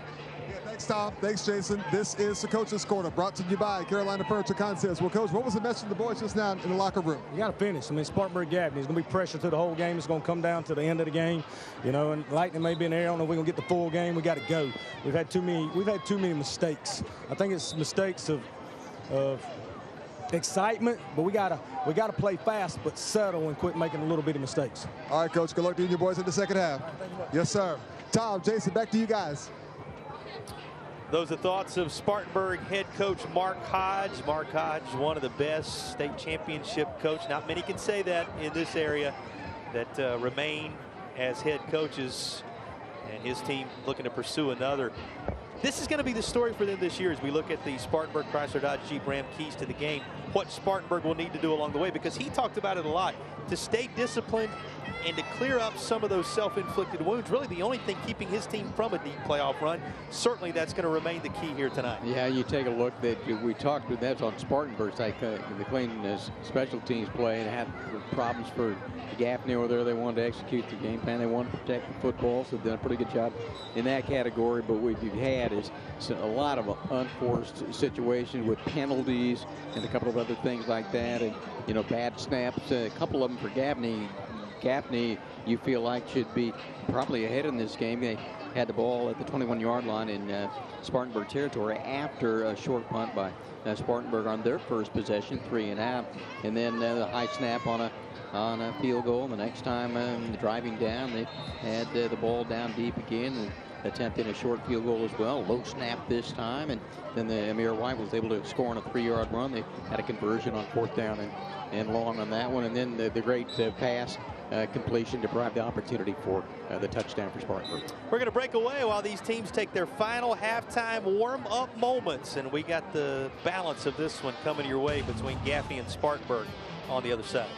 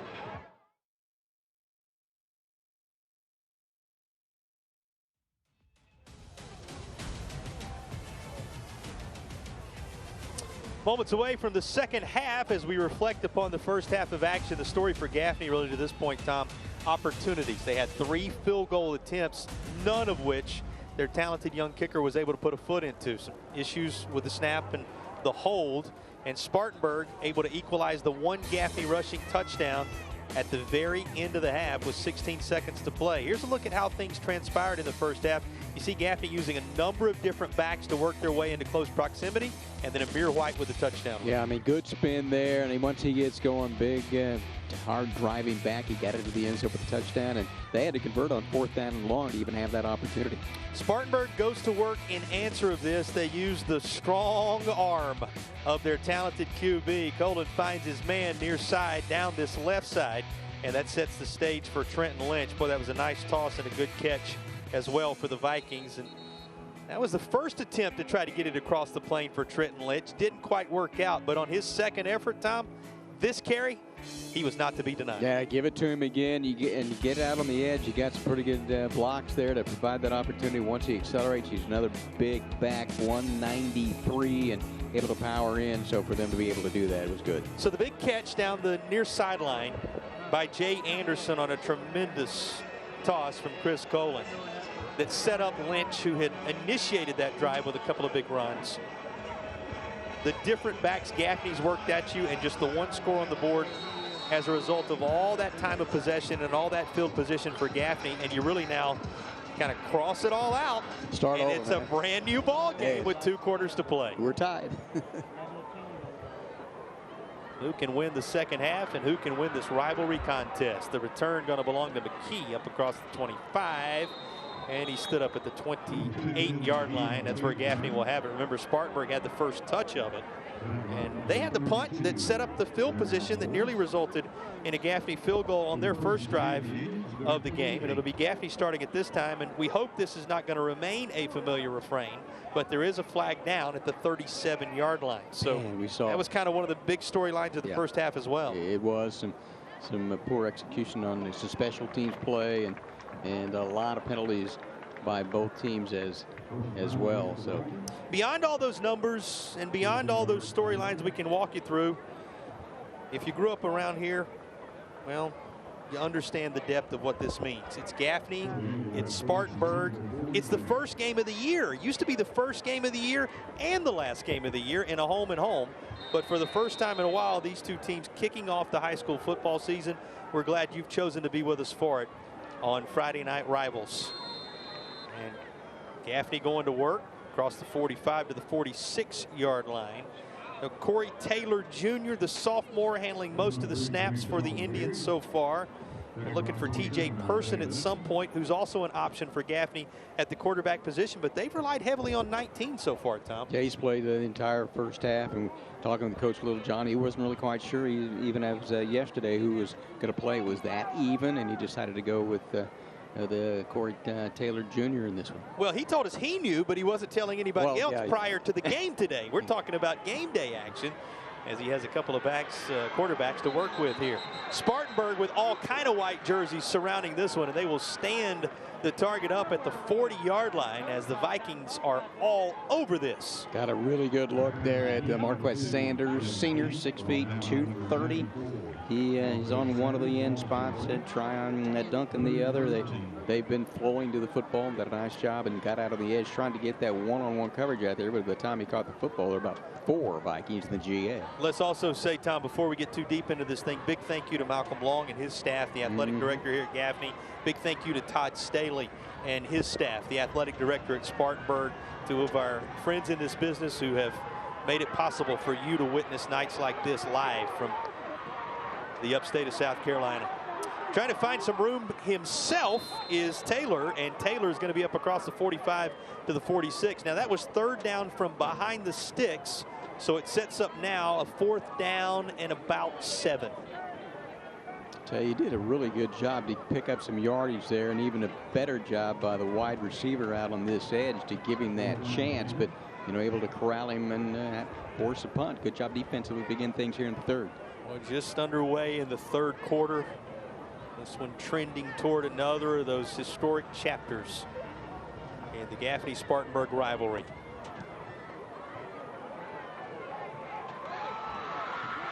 No real return going to be available here, but a nice job at least corralling the football to keep it from going deeper into Spartanburg territory. Vikings going to have it just inside the 15 when you return to Gaffney in a tie ball game on the first night of 2026.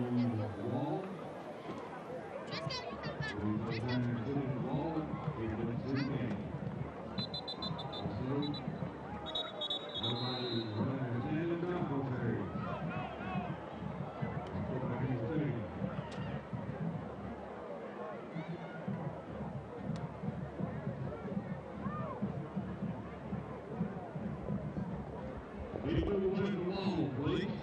And ask to weigh in for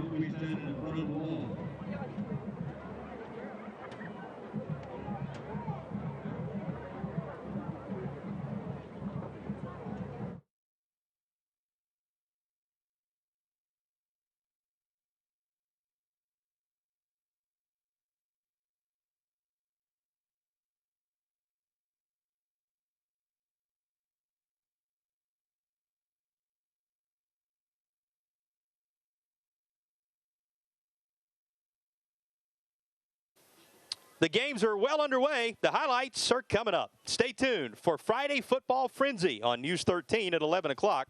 We'll have the latest scores, incredible plays, and coverage from high school football games all across the Carolinas. Friday Football Frenzy, only on News 13.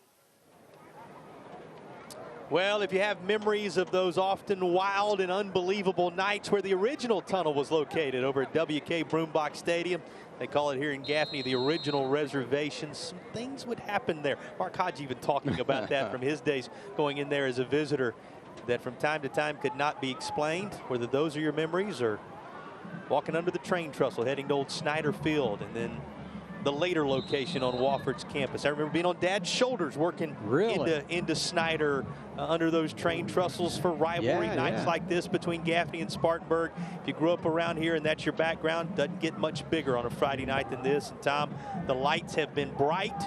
The stars have been out already. And Spartanburg goes to work looking to take the reins in this one. Whether your background's old Snyder or Gibbs over in Spartanburg, or as I said, the WK Broombox Stadium here in Gaffney, now into these fine facilities. That's the other thing you could say about these two schools right now and their programs. Find finer facilities than what Spartan High has and what Gaffney High has right here on a night like this. These two, their commitment to athletics and football, second to none, and it shows with these pristine homes in which they play, the places they call home. Gaffney on third down, trying to put a stop to this Spartanburg rushing attack. Won't happen here.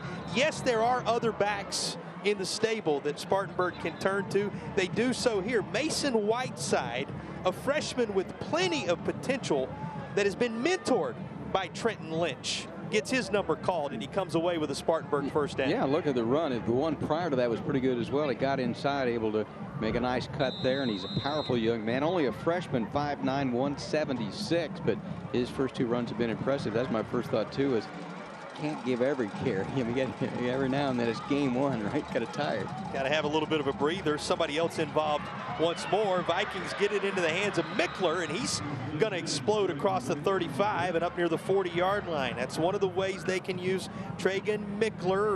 Remember, he came over from Dorman, we told you. Guy who, big things in a small package is the way they described it to some degree. Maybe not the specific words, but they were talking about how explosive Mickler can be. It goes back to Whiteside, and we got a flag coming in. Tom, you're saying face mask. Yeah, it looked like it there. And the other thing you like there, Jason, is they went tempo. I mean, they got to the line of scrimmage, went very quickly there. And what you saw were Whiteside first two up inside after Lynch had gotten 5 on that first down carry, and then you that jet sweep, you go across the formation, get the eyes moving, a little bit of a movement too from that standpoint, and got a good game. Got a player down, and the training staff needed over around the 42-yard line. Certainly hope, you're going to have some early season things happen. You hope everybody's able to continue on both sides. We'll take a break while the training staff goes to work. Hopefully have good news for you when you return to Gaffney.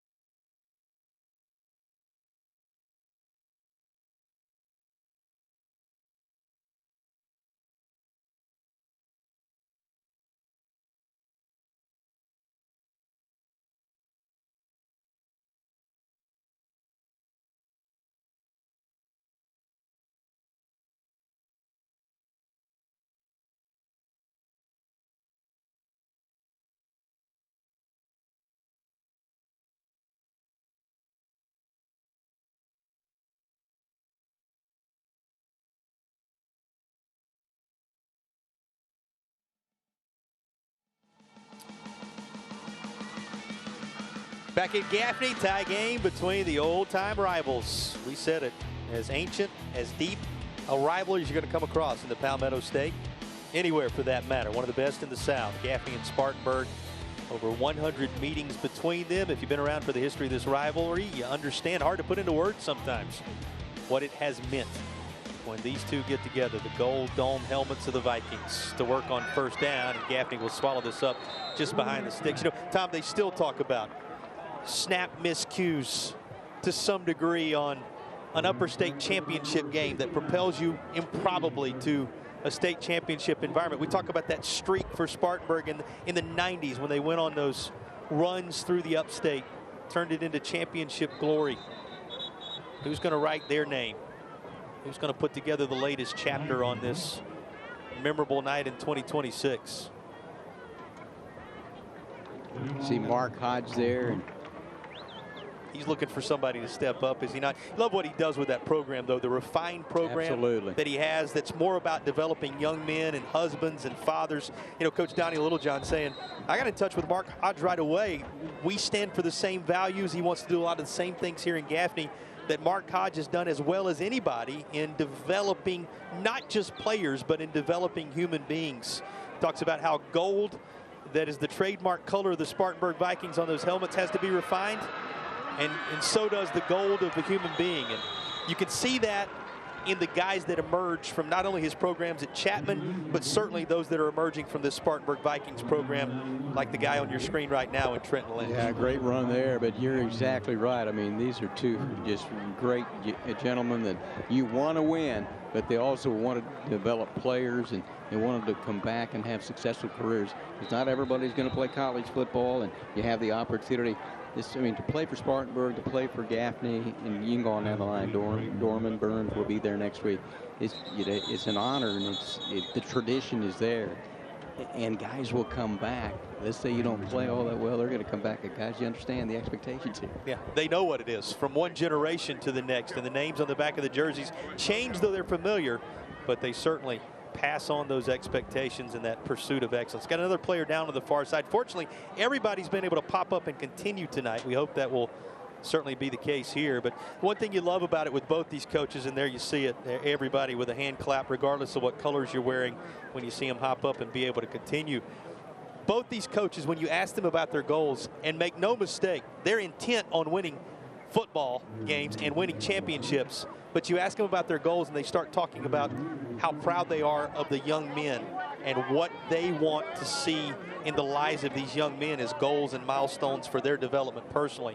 And that tells you what these two men are about, what high school football in many ways is all about. Yeah, you mentioned we will be at Dorman next week. That rivalry between the Burns Rebels and the Dorman Cavaliers. And here's a look at the rest of the slate as we will spend time in North Carolina, in South Carolina along the way, bringing high school football your direction all the way into the depths of the month of October, getting you ready for the playoffs. And of course, the state championship games will also be aired on My 40, ABC 13, handling those as a part of Sinclair's package regionally, so that you can see who comes out on top in the state championship environment. But what a regular season it's going to be. We've got some tremendous stops along the way. Yeah, we're going to be all over the place at Tillahanna Greenwood. Got a couple of top 10 teams at 4A in South Carolina, and we always love it.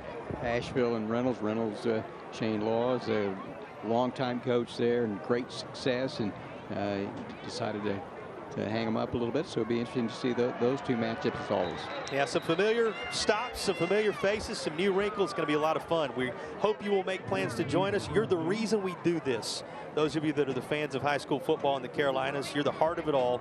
And we look forward to spending Friday nights with you as we journey on down through the fall of 2026. Tom, I'm seeing some movement, not just Spartanburg on the field as they have another first down inside the 20 here, but some movement in the stands, which is usually an indicator we may have the first raindrops beginning to fall here in Cherokee County. Storms have been in the area. We've been fortunate so far, but you can see folks starting to scurry around a little bit as perhaps that weather is starting to arrive. What impact will it have on tonight's football game? Only time will tell. And slinging this one into open real estate is Colin. You think about that, Tom, and the weather that might be coming. This is a major First Bank red zone opportunity for Spartanburg while the weather is still semi-good right now. Yeah, they've come out and they did a great job defensively to force Gaffney to punt, and they've come out, put together a nice drive and a little more continuity, a little more cohesion here to begin the second half of this drive. But right now, Independence had Burns in a delay, and the same thing just down the road. Dorman at home with Hillcrest. They are already in delay, and others across the upstate. Ponchos being put in use here in the stands below. 3rd down, huge one for the Vikings right here. And a flag flies before the 3rd down play with 6 and change remaining in the 3rd quarter. Now, while they sort this penalty out, they're going to back the Vikings up a bit. If you're just finding us, Amir White of Gaffney, just a couple of yards on the touchdown run with 7:17 to play in the first half. Matched by the long pass play that Trenton Lynch catched in with 16 seconds to play on a 12-yard touchdown rush. 7 apiece, where we still stand mid-3rd. And speaking of 3rd, here's 3rd down. They need the 7-yard line for a first. Set up, Mickler, and he's going to be to the 20. That's about all. Still behind the sticks. Going to be 4th down and around 13 needed for Spartanburg. Again, if you're a Spartanburg Vikings fan, you got to think, well, where's Will Love? He's going to come out and kick this, right? They've been conditioned by having such wonderful kickers over the years, in recent years for sure, but now transitioning to a young leg, and Spartanburg going to talk over what they will do here as they find themselves in a 4th down from behind the chains. We had another player down there for Gaffney as well. So. All right, that's out of my view. You're saying right around the 20-yard line? Yeah, looks like it. You can see now that that the training staff has come over. So this timeout for more than just the 4th down discussion that's coming. And again, we are incredibly grateful. This looks to be the type of response you get from a training staff when you're dealing with some early season cramps. And you hope that's the case, because we're very grateful so far. Everybody in this game has been able to continue. That's music to the ears of Vikings fans. The story of their season last year seemed to be injuries and surgeries as much as anything else. Yeah, they went to 11 surgeries, I think somebody told us, and then also there was a game where they had 8 starters out due to injury. They had 1.5 linebackers were hurt, and it was a 7-5 season. You think about how that began, as they lost the first game last year 39-7 to the Northwestern team that won the 5A Division II championship. Then they opened and played, and they went on the road, to Dutch Fork and lost 54-21. That's how things began. And Dutch Fork won the 5A Division I championship. After Gaffney, they play at Greenwood, who's number 7-4. They played Dutch Fork at home, who's number 1 in 5A, and they play Burns, who's number 4 in 5A at home. The first 4 games are unbelievably difficult. Well, they're going to allow the young kicker to at least trot out there. It's going to be Amin Rogers looking to punch one through from 37 yards out. Gaffney's tried this 3 times to no avail. Here's the first attempt for Spartanburg as the Ingles field goal challenge is in effect. Rogers end over end, and it is no good. So field goal woes continue. Spartanburg able to get this one up into the air at least, but it is just off the mark, and it remains 7-7. So we've had a touchdown run apiece and 4 combined field goals that have gone for naught. We remain right where we've been, Tom Van Hoy. Yeah, Gaffney to begin things. If folks weren't with us, they had the ball at the Spartanburg 21-yard line, and they missed it. They didn't even get it off. There was a high snap, and then then tried to sweep it. Then there was a low snap as well, and then had a drop snap from 3 different opportunities for Gaffney in the first half from a field goal standpoint. Yeah, Indians with a couple of those from 32 yards and 24 yards out in the first half. And then followed it up, as you said. That 3rd opportunity that was not to be. Vikings just tried one. So you saw Mark Hodge give the young kicker, Amin Rogers, a chance. And he was right there. Just couldn't quite drive it home. So 7-7 remains our score. 5:43 to play in the 3rd. Fortunately, just a little bit of a light rain, all we've experienced so far here in Gaffney tonight. Another touch for Amir White, who has been the feature back for Gaffney tonight. And he has had a really fine debut. You get one more look at it there as he is, and you're always looking out there for a flag. At the end of a big run like that, he was able to pick up 26 yards out of the 46-yard line. Well, White He has been the busiest of the backs. He also has the lone Gaffney touchdown, which was the first touchdown of the high school football season here in Cherokee County in that first half. And it goes back on the ground right at midfield as White carries it once more. All on the 49-yard line of Spartanburg is where they're going to spot this, just on the Spartanburg side of the 50. Yeah, you also see 5'11", 210 senior with good lateral movement, and once he gets going, he's hard to bring down one-on-one to the open field, and once that momentum gets him going, you got 4-5 right there. And we were talking about the things that these programs stand for just a little bit ago before we went into that last break.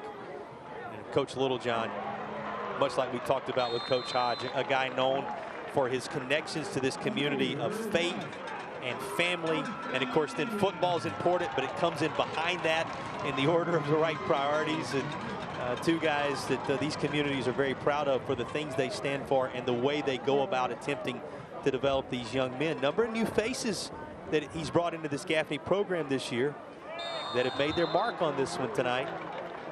And we'll see which of these two teams football-wise are able to be at peak performance here in this second half. There's another flag that's going to march Gaffney a little deeper into Spartanburg territory now. This feels like an important drive for the Indians right here with 4:39 to play. A lot of football left, that's for sure, but how close Spartanburg was to taking its first lead moments ago turned aside. What kind of response will you get from Gaffney?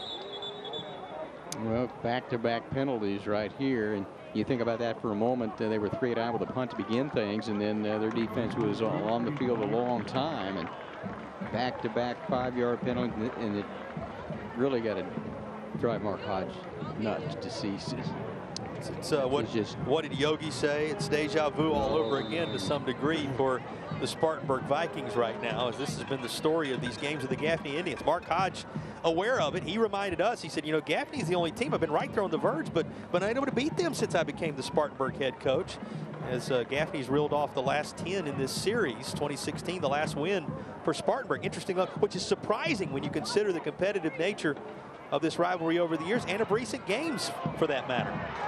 And this may be the takeaway his team's been looking for. There is a flag, though, as that was reeled in on the goal line, but a flag down after contact prior. So let's see who, in fact, has the football here.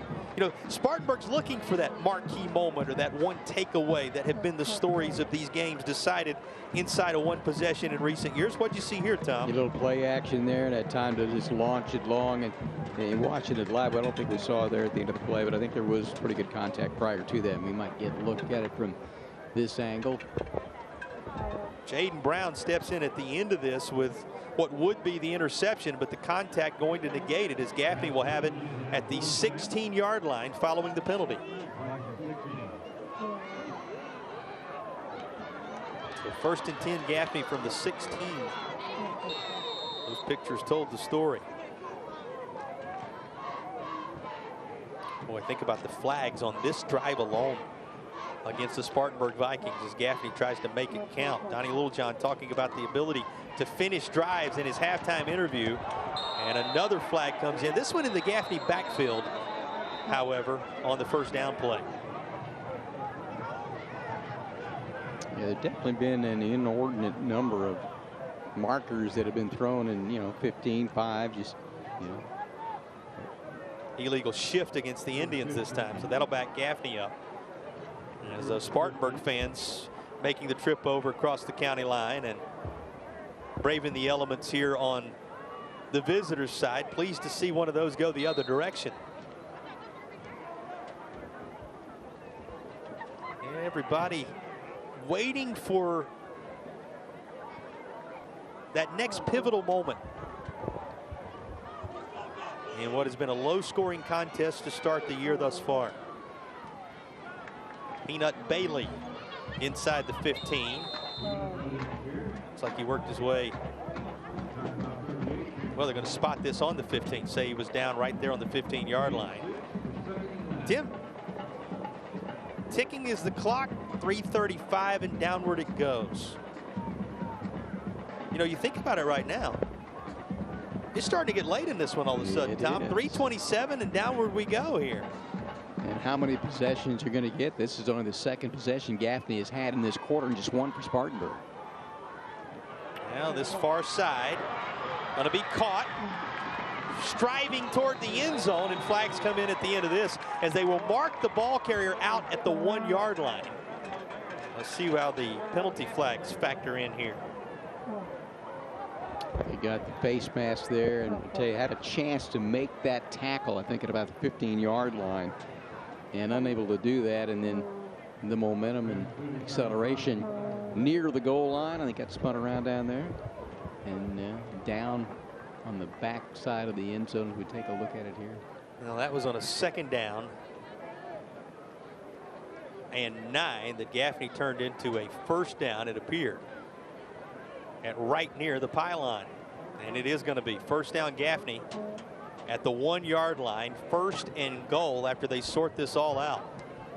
So the Indians, who led early, I say early, in the early stages of the 2nd period at least, they had the first lead in this game. There was no scoring early. Now looking to reclaim the lead. Here's another look at that last play. You had a chance out there on the edge and just missed him at the 15-yard line. And then watch the end of this. Yep, there's the face mask right there. And Gaffney into the depths of the First Bank red zone now as they get it into Hines' hands to take them to the doorstep.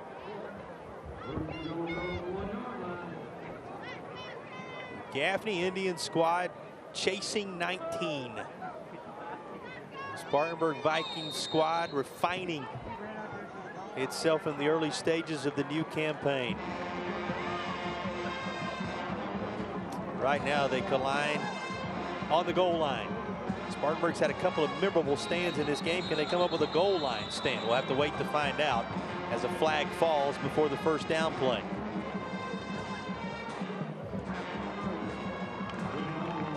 Yeah, it was inside the 1-yard line, so not much real estate to gain here, right? We're getting pretty close, yeah. They're going to inch that football just a little closer on a half the distance to the goal penalty against Spartanburg. Well, they've got Bailey in there. He's 225. I mean, he's a trailing back, but a number around him. Yeah. And it's going to be Bailey with a head of steam. Peanut Bailey with his first touchdown of the year. He joins Amir White in putting Gaffney ahead with a score. It's now 13-7 as the Indians from close proximity get the job done once more. Yeah.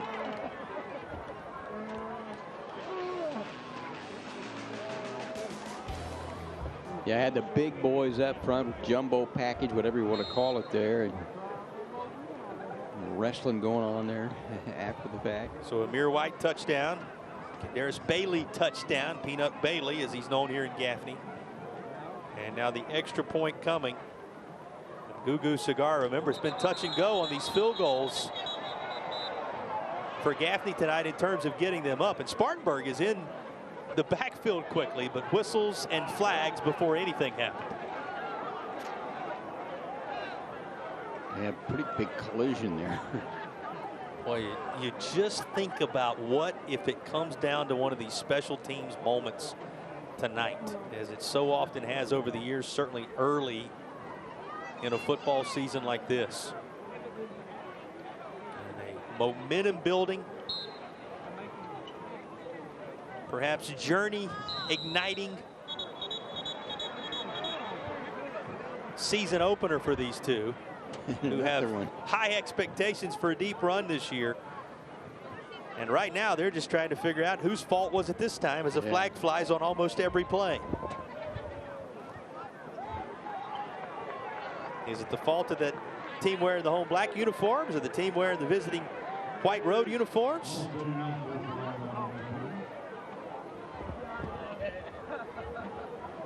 Well, if you're Gaffney, you're just looking for a clean snap. You like to be able to put it down, kick it up. And they were able to do that on the prior touchdown. 7 were on the board prior to this touchdown. So now 13 up there for the Indians. Can they make it 14?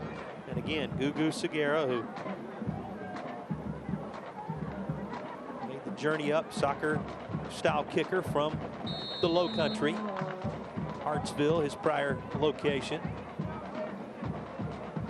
And The snap, pretty good one, and he will punch that straight through. 14-7 Indians, as he's a perfect 2 for 2 in the extra point department. And Gaffney in the latter stages of the third quarter, reclaiming the lead with another touchdown run. This one from Peanut Bailey.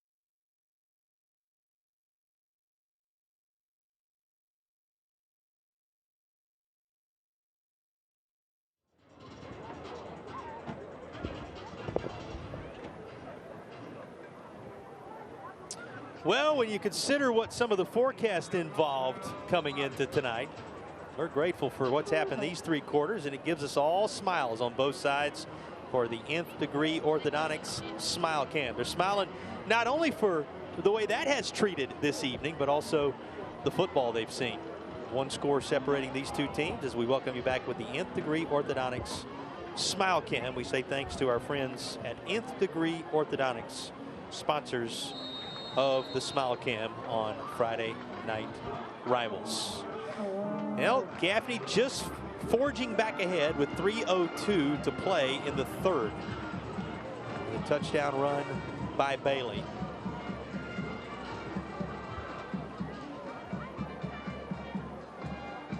And set to kick it away. This one's going to be short of the end zone, so Spartanburg will have a chance to return it out across the 15.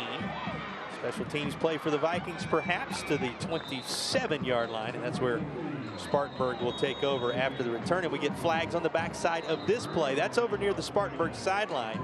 That usually comes with a chunk of yardage attached, Tom. Yeah, it does. And, you know, we were looking at that last drive that took 2:11, 80 yards, and the 1-yard run by Darius Bailey and the PAT. And might have had more flags on that drive than plays, but it's kind of been, we thought maybe might settle down a little bit in the second half. We saw quite a few in the first half, and you're playing your first game. You've had a couple of scrimmages in there as well, but now you're playing your first full game. But it's been a little bit ragged and rugged on both sides when it comes to the penalty situation tonight. You know, all you're trying to do is get to the very closing stages of this one and find a way to put it in the win column, and that's certainly there, available to both teams right now with just under 3 remaining in the third.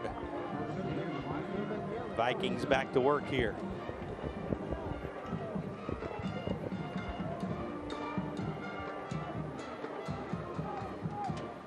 And Golan, the QB, going to hand off. And Lynch, can he find another gear? Absolutely. Trenton Lynch with his big play of this football game. And everybody looks around to see, are there any flags? What's the answer, Tom Van Hoy? There aren't. No flags. Trenton Lynch with the longest run of the night after a number of point-blank touchdowns in this one of the rushing variety. He has the big play to put Spartanburg right back there with the Gaffney Indians. And he showed his speed when he got to the secondary. You could see nobody was going to catch him. And all our focus on is seeing that he's getting the end zone. Then you got to just turn back to the right, make sure that there's no flags on the play, and there weren't. Chance to get a tie. The explosiveness of Trenton Lynch, the senior, on display for the Spartanburg Vikings. And pending the Amen Rogers kick, which is good. It's all knotted up again at 14. Punch and counter punch from the Gaffney Indians and the Spartanburg Vikings, and the let me announce my arrival to 2026 at a big playway moment for Trenton Lynch of the Vikings.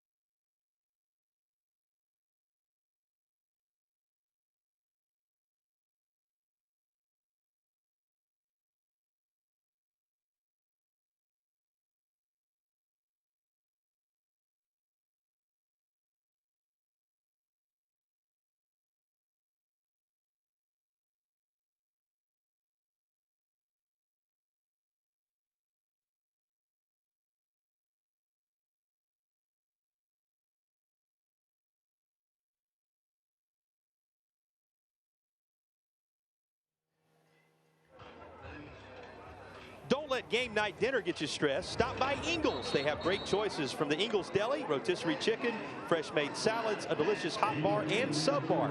It's dinner and a snap, and then off to the game. Ingles, low prices, love the savings. After 2 touchdowns in nearly the first 3 quarters of this game, we have 2 touchdowns in 28 seconds, game action-wise, as Trenton Lynch has an immediate answer of an 80-yard touchdown run to even things at 14 apiece. Which is typical game between these two. I know that Gaffney has won 9 in a row, but the last 4 have been decided by 18 points. The twists and turns abound when you line the Indians and the Vikings up year in and year out. They're featured in our opener in 2026.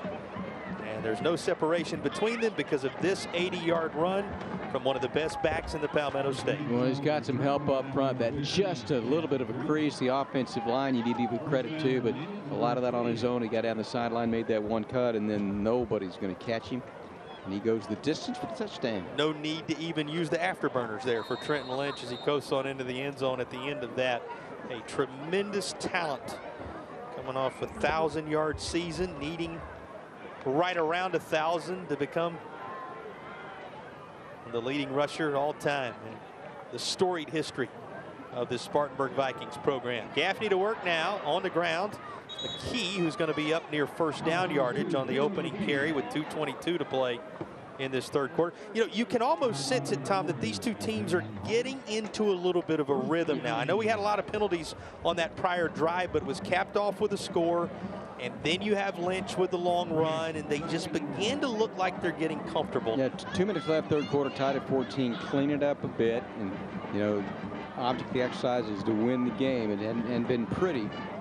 Boy, what a job to step out of a potential tackle right there. And McKee turns it into something positive. He's into Spartanburg territory, still churning at the 30 and is down at the 28-yard line.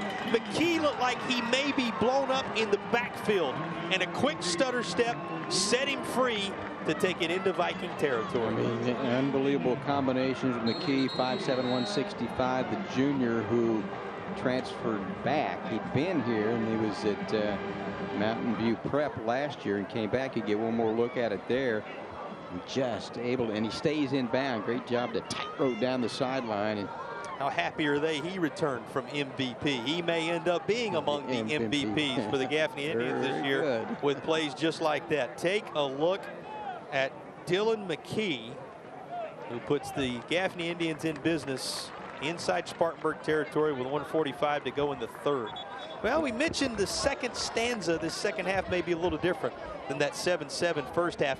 These teams have already matched that here in the 3rd quarter, and Gaffney's looking for more. Well, and you're getting a little bit tired, too, I think, in some breaking some tackles along the way in this one for both teams. But you were talking about McKee there, and then you had the combination there of Kendarius Bailey at 5'11", 225, Amir White at 5'11", 210. I mean, really a number of really good options with different types of players and what they can do. And you got to keep an eye on this because McKee just went to the tent a moment ago after being a big part of what the Indians are doing right now. Here's White again. He had the first touchdown run for Gaffney, followed up by Bailey's touchdown run a moment ago. It's back to White, and he's into the First Bank red zone down around the 16-yard line. So you said it, number of different weapons. What was the word Coach Downey Littlejohn used? A plethora of backs, he said, a familiar word when you talk about a wealth of riches from a running back standpoint.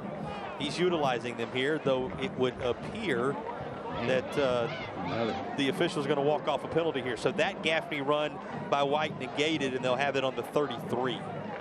Well, just amazing how many penalties there have been in this game that wipe out very, very good plays. Watching that play, and what we have seen with Bailey and we've seen with White as well, McKee is kind of the scat back type guy that's going to be doing some different things. If he pulls it out, and I'm talking about Corey Taylor Jr., it might be there a little bit later on as well. Does it surprise you? And I'll get a good opportunity to ask you here as flags fly everywhere.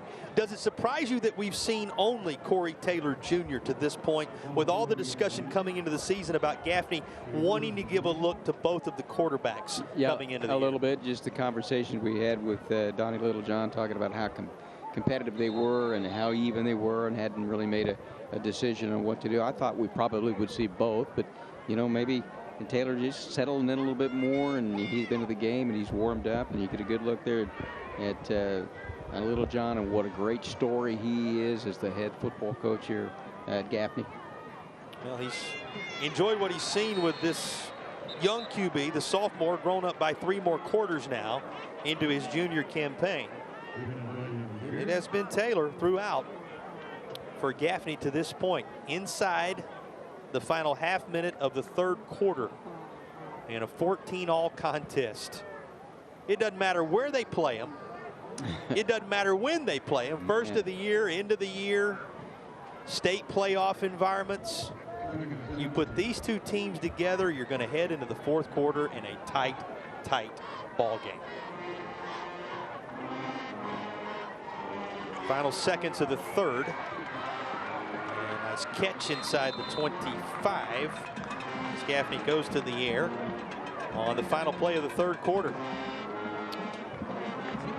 Well, the Indians are on the move into Spartanburg territory as we are set to begin the final quarter of the opening game of the 2026 high school football campaign. Well, in between the quarters, let's head down and talk with Nelson, who's standing by.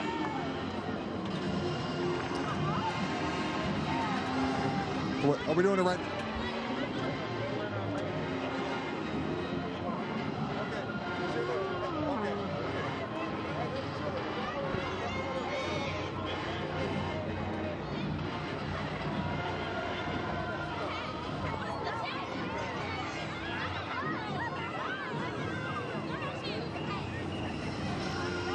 Andy, whenever you're ready, just let me know.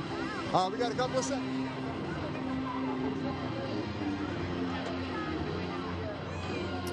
$14-all as we head to the 4th in Gaffney.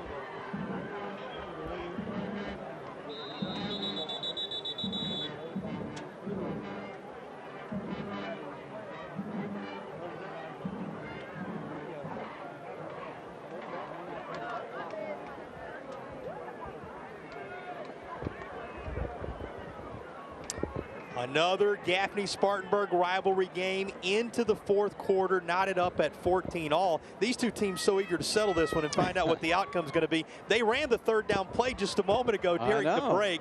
It's going to be 4th down coming. We had a couple of players shaken up, but both seem to be moving off under their own power. Set the stage for us, Tom. These teams even again, freshly into the 4th quarter, and a huge 4th down play. So what did Mark Hodge tell us that the last 4 games and have been unable to finish? We're tied at 14 with 11:44 to go in the ball game. What was it last year?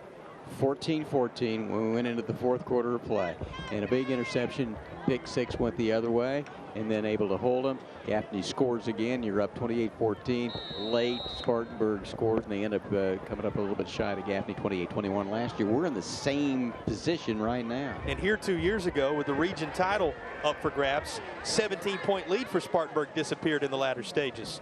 Gaffney looking to take an advantage on the initial play, for us at least, back in the 4th quarter, and on this 4th down toss to the end zone, it falls incomplete. And Spartanburg will take over on downs. That's one they'll remember from this rivalry.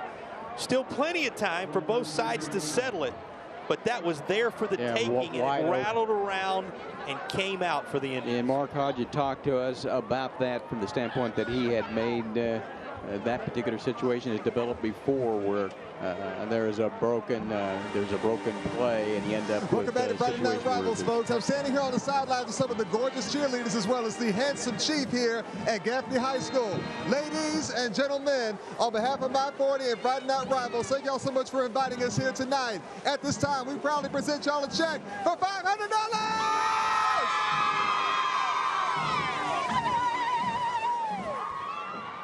First down Spartanburg after perhaps the play of the football game so far. We'll give you another look at it here. Vikings go to work, and that's a first down as they move it across the chains. Gaffney looking for the lead here. Now think about those opportunities in the first half for the Indians. They were of the kicking variety. Here's a touchdown for the taking, drawn up beautifully, and the Indians just couldn't quite put it together to hang on for the lead. Spartanburg with the football, first down from the 35. And Tom, nothing more to say but circle that one and tuck it away in the back of your mind. That's a big moment in the football game. Yeah, that's a broken play there. They had a wide open opportunity and just could not make that play, and that's what had happened to Spartanburg a year ago. And if you were a little confused, that was on fourth down. Yeah. Remember, there was a play run in between the quarter break, then an injury that followed. So as we documented it for you at the time, just let's go back and underscore it. That was a fourth down roll of the dice for the Gaffney Indians. Didn't work out. This does. Picked off at midfield. Indians may have that touchdown after all, taking it all the way back for the touchdown, and it's another pick six in an era that these have been decisive in the rivalry between Gaffney and Spartanburg. And a flag is down, as you might expect with the way this second half has transpired, at the 37-yard line. So there's much still to be sorted out. Did we say this rivalry's been wild at times over the years? Perhaps never more so than the last few minutes of game action here. Gaffney thought they had drawn up the touchdown on fourth down to take the early fourth quarter lead. They thought they had secured a pick six to reclaim a lead in the fourth quarter. Instead, they do have the football, but with some distance to travel now after the defensive play of the night from Aiden Montgomery. Man, you were talking about Yogi Berra earlier, deja vu all over again, and that's what happened last year. It's going to come back. This time around, the penalty negates it, but Aiden Montgomery does come up with the pick, and Gaffney does have the football. Tom, there's still 10:37 left to go in this game. Yep. We had two touchdowns in a span of less than a half minute, 28 seconds a bit ago, and we had two potential touchdowns that were not to be in the last couple of minutes of game action. And we've still got just under 11 minutes between these two to duke it out. You can't make it up. Gotta love it. Where else would you want to be on a night like this? Dropping back and looking for some options, and the pocket closed around him, but he breaks free and gets to the 41-yard line. Pretty good job of making something out of nothing for Corey Taylor right there. We haven't seen him do much of that. He's been pretty much in the pocket most of the night and handed the football off to a variety of successful running backs and wide receiver reverses, things like that. But I thought earlier in that was a different situation, but I thought that might be available if he tries to pull it out and step outside as well. He shows his ability out there in the open field with a good game. First down, and on the ground it stays. That's White again, who had the initial touchdown for Gaffney. He lunges forward for about 8. Second down and 2 coming. Both these teams, as is often the case in early season games, are going to have moments they look back at, circle, and say, wow, what might have been right there. But the bottom line, it's a 10-minute football game for the first win of the season right now. 10 and change to go, and the Indians and Vikings remain dead even. White trying to break loose. He's inside the 30 to the 29. A little hand fighting going on between linemen, and another flag comes in at the end of the play. Remember, that was a second down and 2, so this is very near the marker, and the penalty's going to be consequential. Yeah, that's a pretty good tackle right there by R.J. Estridge with combination with Cameron Quarles. Just big, powerful back. And if you get downhill, it is so difficult, even if you make contact prior. Going to be a personal foul against Spartanburg. Gaffney going to move deeper into Vikings territory here. And they're going to march this all the way into the First Bank red zone with just under 10 to play. Well, the 4th down play call on the touchdown that was not. The potential pick 6 that was not. And now it was a 3rd time the charm on drives in the first half for Gaffney. Is it going to be a 3rd time in attempting to get into this end zone with the Gaffney block lettering for the Indians here? They set up shop inside the First Bank red zone on the 14-yard line, and timeout is being called for as Spartanburg wants to stop the momentum and reset things. Mark Hodge calling his team to the far sideline to talk it over as Gaffney threatens in the early stages of the 4th.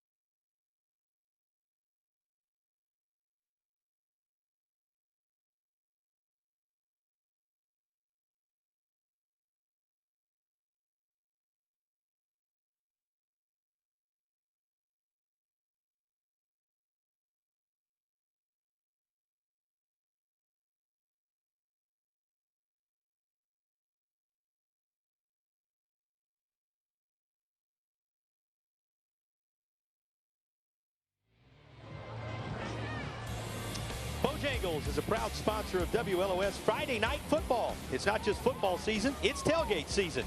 Head to Bojangles and order your tailgate box today. It's not a tailgate without Bojangles. It's bow time. Well, we've been blessed to hang in there weather-wise on a 74-degree night in Gaffney. Now these fans trying to hang in there nerves-wise, these two storied fan bases in a 14-all contest where the ball just seems to continue to give us a back-and-forth scenario. Gaffney to work inside the First Bank red zone, 1st and 10. We'll keep it on the ground. That's back to the line of scrimmage, and that's it. Tom, we've reached the phase now where 9:28 and ticking downward to go in the football game.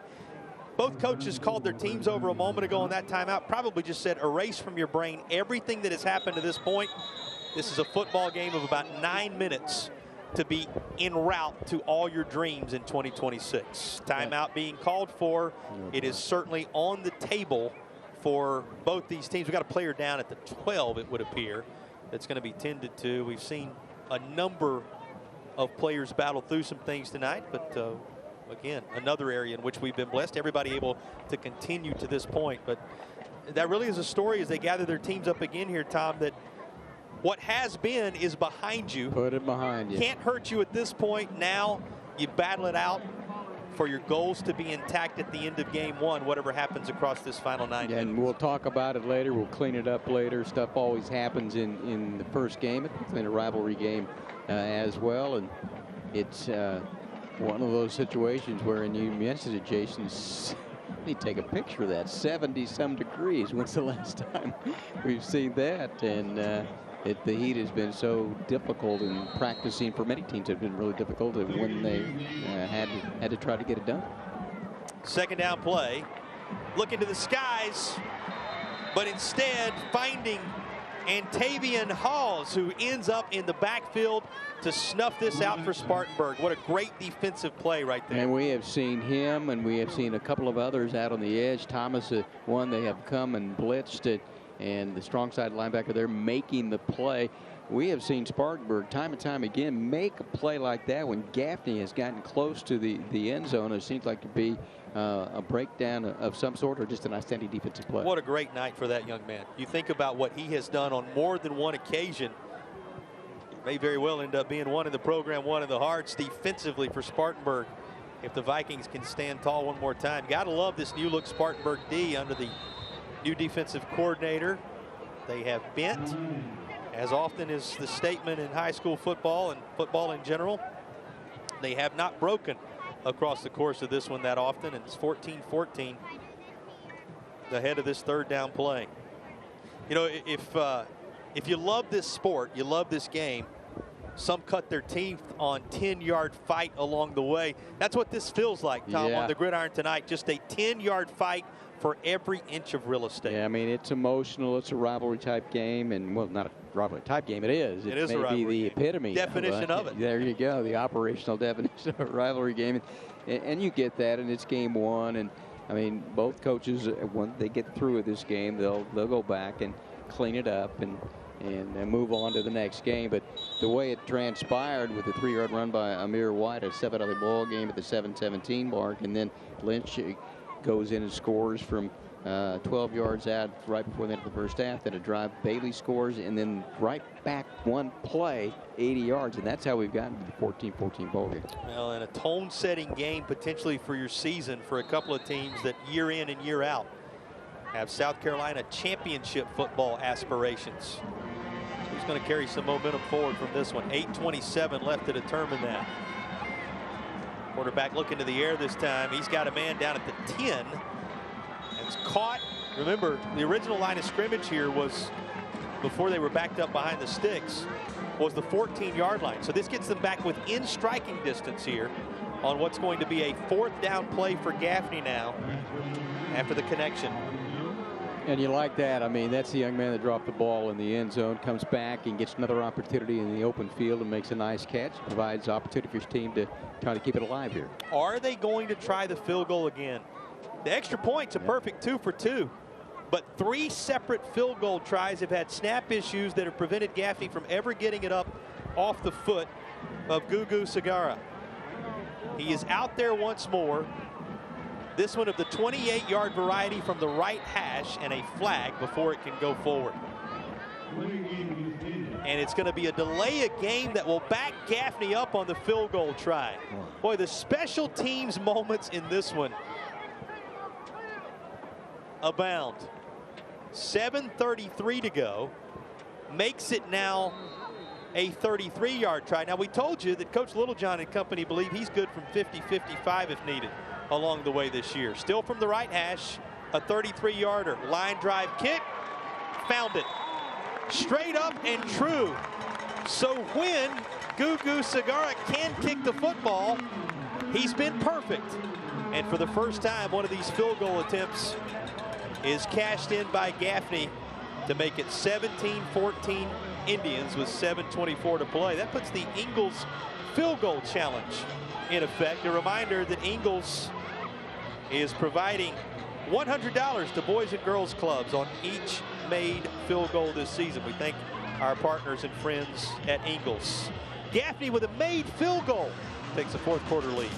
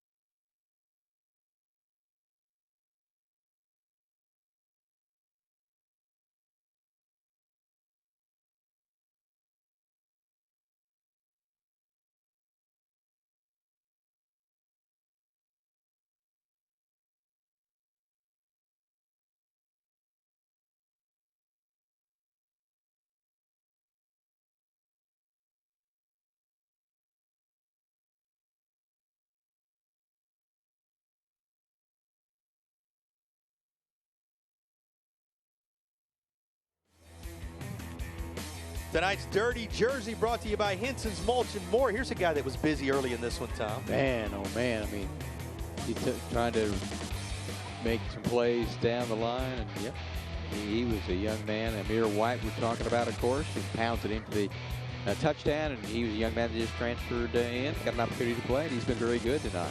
Yeah, solid at Irmo in the state championship run a year ago, and then just moments ago, here's a look at the kick.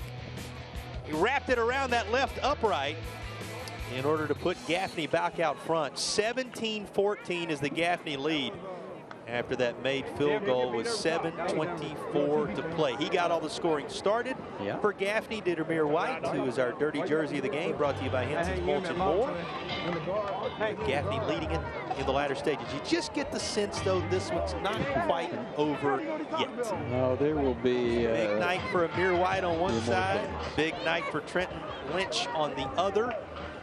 And Gaffney not having trailed at any point tonight, keep that in mind, is out front with 7:24 to go. Well, what a weapon Gugu Cigar has proven to be here, Tom, not only in terms of what we just saw with the field goal, the ones he's been able to kick tonight, he's been perfect on. And he's also put most of these in the end zone, as this will sail well over the head of the Spartanburg return men. And the Vikings will have it at the 20. But again, a lot of football left in this one. Well, we've seen that over the years with Will Love, kick the ball into the end zone. And when we talked with Mark Hodge this week, he said that's one of the things that they've got to adjust to, and how they're going to kick off and how they're going to be able to defend that. But Gugu Segura, he shows the strength of his leg there, and they'll clean up some of the issues that they have with the snaps and so forth. He could be a very potent weapon for them. Well, and if that ends up being the final score, if that ends up being the difference maker, though a lot of football is left here, they'll be calling him Gugu Good, which is what Coach Littlejohn told us he wanted to be remembered as in these parts after coming over from the Low Country to kick for these Gaffney Indians. All right, 1st and 10 Spartanburg from the 20. These Vikings want to be remembered for finishing well in one of these games against their rival, and they turned to Trenton Lynch. Everybody was keying on 4-0, and the Indians were able to spin him around and drop him this time as Kareem Good gets in there to make the stop again. You called his name several times tonight. Yeah, he's had a nice night, and to be able to tackle one-on-one somebody of the magnitude like Trenton Lynch, that's pretty good. Kareem Good, wearing jersey number 26 here in year 2026. Worked out good for the Indians right there. Inside 7 minutes to go. Chris Colin. He's had some big play moments tonight.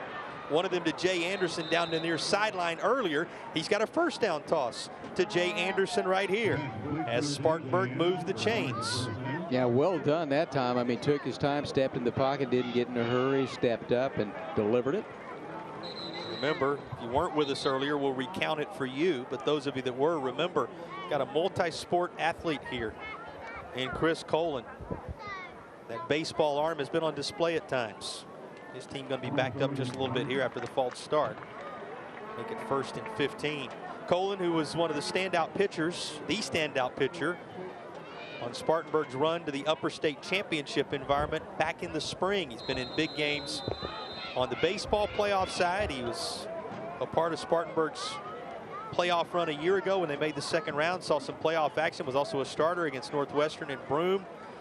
Mark Hodge talked about his comfort level in a big game. One of the things that'll give you comfort level in a big game, this guy on your side. Trenton Lynch is loose again. 2nd long touchdown run of the night for Lynch. And Spartanburg leads for the very first time. Man, I don't know how he didn't go out of bounds. We got a great look at that on the sidelines, but the great balance and the strength. There was contact, kept his feet moving. Let's take one more look at it again. He gets a good block up front, a couple of missed tackles there, and he got a tight rope to then. Once that 2nd tackle was not made, and good night. We saw that earlier in the ballgame. Couple of touchdown runs of length for Trenton Lynch. He had the 80-yarder earlier. You saw another one in the same neighborhood there. And with 6:07 to play, 3-point lead for the Vikings will remain just that. It's blocked by the Gaffney front. And Spartanburg's advantage will hold steady at 20-17. Vikings find their way out front in the 4th here in Gaffney.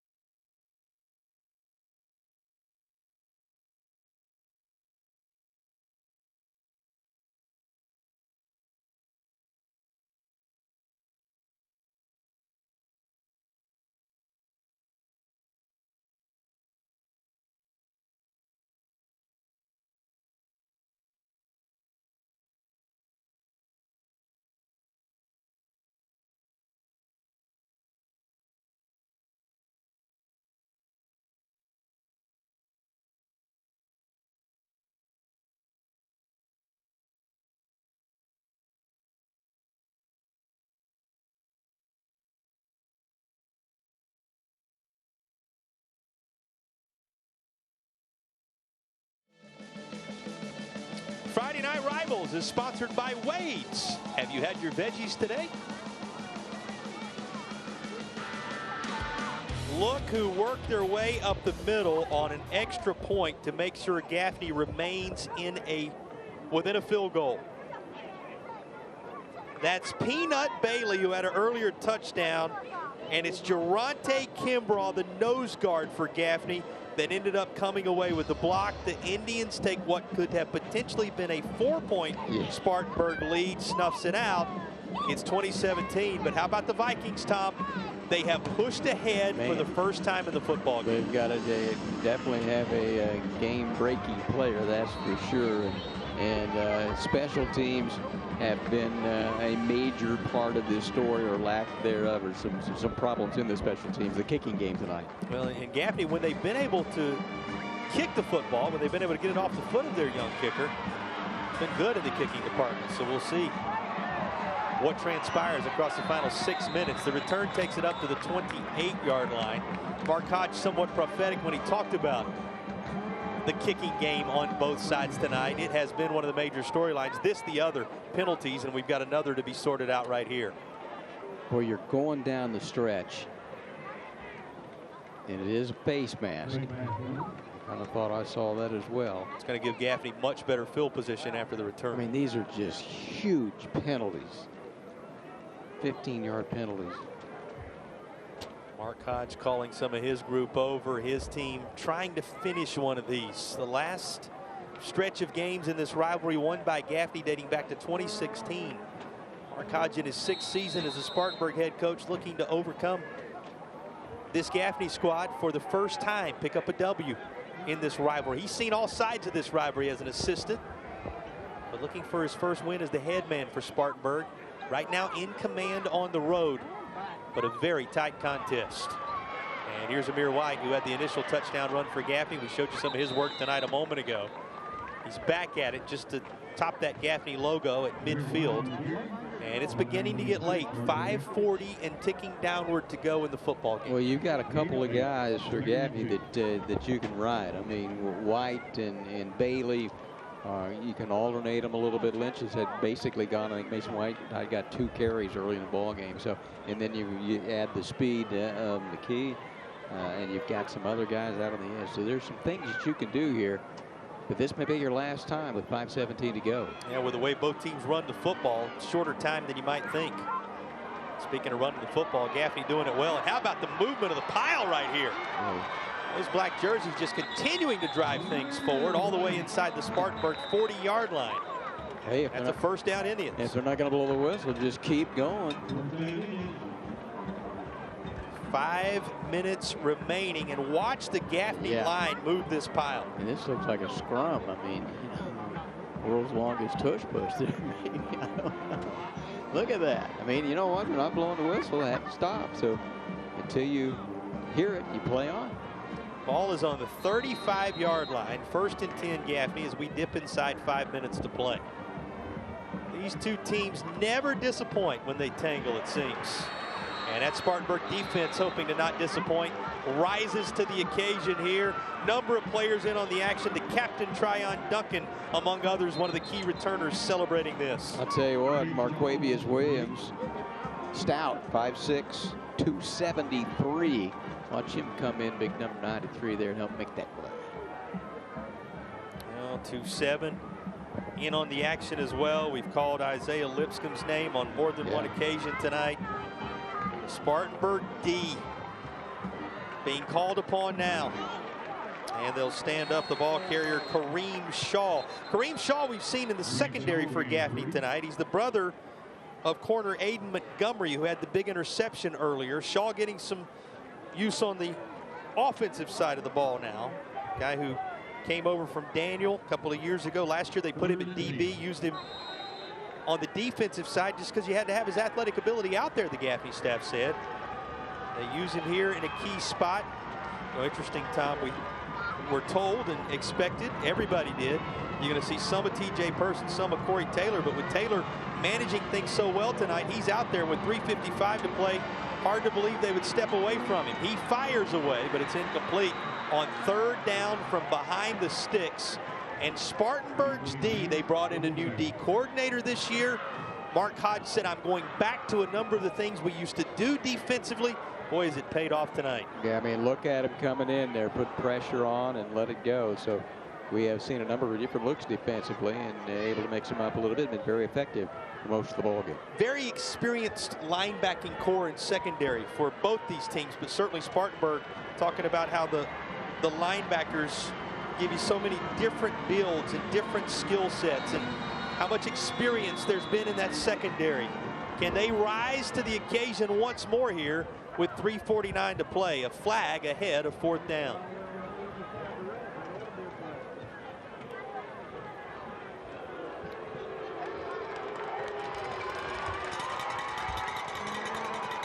(2017)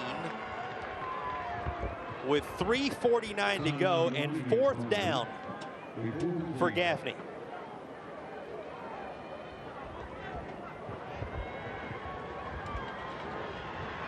Well, there are plays in a football game, and then there are moments in a football game. This falls in that latter category. 4th down, Gaffney. Looking over the top, tight end has it. At the 15 for the first time tonight, they target Hank Davidson. And Hank Davidson brings it home to keep hope alive for Gaffney on this drive. It's a 1st down with 3:35 to play in the First Bank red zone. Yeah, great call from the tight end. First time we've seen him. Good coverage there, but put the ball right where he could make that catch. So they have converted 2 major league 4th downs in this game. Well, and you can't cover that any better, Tom. He was well covered. Spartanburg did everything they need to do. And Hank Davidson simply made a play right there. 6'4", 235 junior. And I mean, Estridge has had a heck of a game. Was all over. Hank Davidson, his number called, big 88 in the right moment. Young man receiving offers, Cincinnati offering. You can see why. He's a sought after prospect at the next level. He'll be playing on Saturdays, but right now making his mark on the opening Friday night of 2026. Well, Davidson with the big catch. Gaffney converts on 4th down. You think about the 4th down potential touchdown toss that was not. This, the very opposite end of the spectrum for Gaffney right here as Davidson delivers. Got a player down at the 8. The reason for the stoppage, it looks like they're continuing to work perhaps with some more cramping that you see early in the year on what's been a warm week and an unusual weather night. But let's stop and say for just a minute, how blessed have we been in this one? Stoppages and cancellations all around the state tonight. Certainly here in the upstate, there were a number of games moved prior to the start of ours. These two head coaches staying the course, and these two teams given a nice weather night on which to compete. And for that, we are very grateful. Looks like everybody's good to go. They break the huddle. 1st down, Gaffney. Indians finding themselves behind in the 4th quarter for the first time tonight. And trying to answer. A character builder here. 3:33 to play with a huge non-region win and a huge rivalry win on the line. Spartanburg waiting for Amir White. I don't think so. Ducking again, among others, on the scene. It's Hyman again. Spartanburg has made a big defensive play after a huge offensive play as well. You're taking a look at the first guy there who was on the scene doing a really nice job there. Big 3'8", getting the job done. He's had a really good night tonight. He called his name Cameron Quarles, 5'10", 205 junior.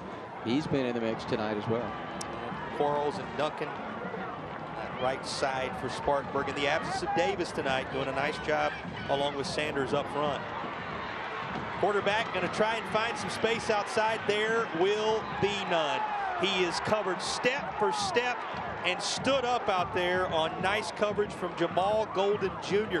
We called his name a couple of times early. He comes up with one of the bigger plays here, Tom. It's pretty incredible. I mean, it's been a heck of a ball game, and we'll see one more play here. They stretch it out a little bit, and that shows you some of the speed. Coach Hodge telling us one of the strengths of his team this year is the ability to chase down the football, and he did a good job there to do that. Does this Spartanburg D have one more stop in them to try and break this Gaffney streak and win the opener. Remember, a 33-yard field goal was made moments ago by Gugu Segura to get that kind of monkey off the back for Gaffney, where the early field goals were troublesome.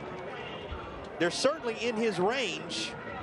The question is that what it's going to come down to here in the final couple of minutes? Timeout to talk it over. Take us inside of both of these huddles right now. Well, okay, you had 2:06 to go. It's 3rd down and 13, and you have, again, we know that Segura, if you can make the appropriate snap, get it down, kick it up, he's got the leg, obviously, for this kind of distance as well.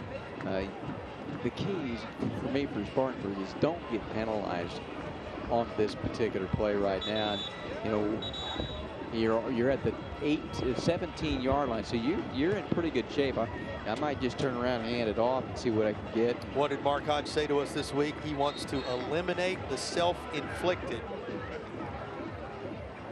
And his team in position to do the other thing he talked so much about, and that was finish well in one of these rivalry games. Gaffney, the team with the football. Vikings with the lead. Here is a 3rd down and 13 from the 17-yard line. And look at this formation for Gaffney. It is. Going to snap it directly to Bailey, and he will take it home to reclaim the lead for Gaffney. Couple of new look wrinkles for Gaffney on this drive. They target Hank Davidson for the first time, and they snap it directly to Peanut Bailey, who puts Gaffney back out front with an even 2 minutes to play. Yep, they had that jumbo package or whatever Gaffney calls it. Look at the big guys up front. They just cleared the way, and he takes it in relatively easily for the touchdown. What a call there. Second rushing touchdown of the night for Peanut Bailey. You know how important this kick is to make it a 4-point game. And Gugu Segura, true on the extra point. He's been perfect on extra points tonight, and when he's been able to get a foot into it, all has gone well for the Gaffney Indians. 2 minutes to play. Is it going to be further late heartbreak for Spartanburg here at the reservation? Or do the Vikings have an answer to Gaffney's latest lead? They celebrate a 24-20 lead as they stand to chop here on the home side in Gaffney. I mean, just a huge drive that time late in the ball game. In the PAT, we talked about the one that was blocked. Maybe it's a 3-point ball game. Now it's a 4-point game. One more glance at Peanut Bailey coming right at you to give Gaffney the lead with 2 minutes to go. Gaffney won the region here with a late touchdown inside the final minute 2 years ago, erasing a 17-point deficit. Here, they erase a 3-point deficit with 2 minutes to play, looking to run it to 10 straight victories over Spartanburg, as hard as that may be to believe. And the last 5 have been unbelievable games that have been decided in the 4th quarter. We've had the last 6 of them on our air, and it has been a pleasure. This game never disappoints, regardless of, as I said earlier, where they play it, when they play it, how they play it. It always comes down to the final snaps. And Gugu Segura going to kick this over the head of the return man. Spartanburg will be 80 yards away with 2 minutes to play as they try and battle back in the 4th. And sometimes, Jason, you forget how important that is, that he can kick that ball into the end zone. One of the games we did last year was at T.L. Henry in Greenville. I mean, it was really late in the game and kicked it off, and I think they ran it back for a touchdown. And this way, okay, you get your defense set up. They're on the 20-yard line. They got to go 80 yards. Yet a penalty flag in that game. They had to kick it again, and on the second time was the return that flipped the game and won it with no time on the clock. We've seen some wild ones along the way. Always a pleasure to have you with us on Bojangles Friday Night Rivals. Another fine finish shaping up here. Spartanburg to work. Trenton Lynch, can he break loose one more time? He does for a first down here. First down yardage to the 35. And Lynch, who has a couple of touchdown runs in the neighborhood of 80 yards tonight, goes back to work for the Vikings, the senior leader and captain. I mean, that's just a simple handoff to your best back, and that's what he can do. And he got out of bounds to stop the clock. Well, that's a big moment. 1:52 to play as he brings the clock to a halt by working out of bounds at the 35. So toss The Vikings sweep it this way. All is well up near midfield as Traegon Mickler moves the chains. 2 plays, 2 first downs. A lot of time left with 1:44 to go as the Vikings are on the move. Looking for a little Valhalla here on the road. Take a look at this drawn up play. You love that play, too, because you've been given the ball to number 40, Trent Lynch. You've got to be aware of where he is, and if he gets the football and just a little action there, you got a good game. Lynch tripped up. He's going to be right on midfield. 90 seconds to play. Midfield for the Vikings, down 4. Got to have a touchdown here if you're Spartanburg, thanks to the extra point a moment ago. And so much writing on each play call now.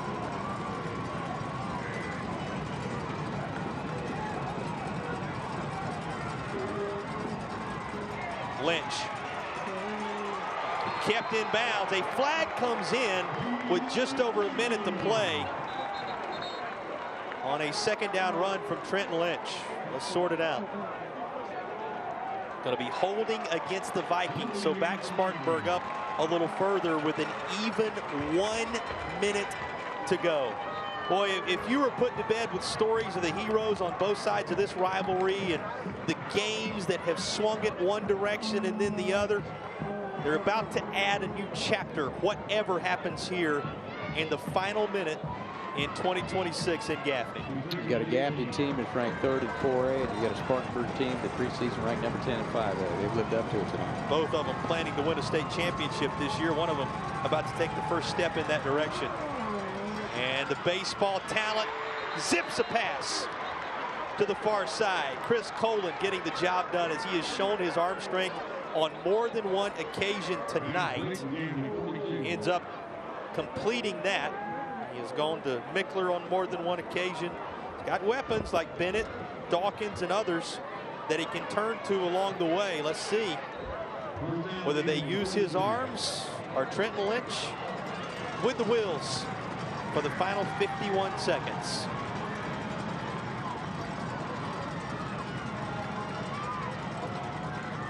Chris Colin with the snap.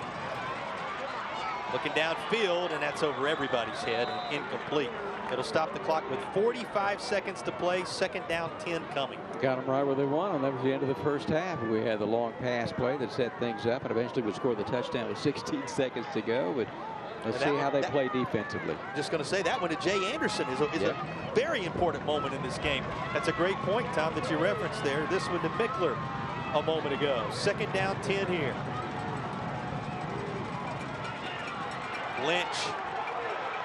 Lynch swallowed up just shy of the 40. Spartanburg has 2 timeouts remaining. When will they choose to use them? Indians with 1 timeout left, and it's going to stop right here, that clock, with 37 seconds remaining after the Lynch run was snuffed out. Boy, it's every time you call number 40, Trenton Lynch, one of the best backs in the Palmetto State, the senior captain for Spartanburg, you know there's the potential for him to break one. However, 37 seconds and now 1 timeout with which to work.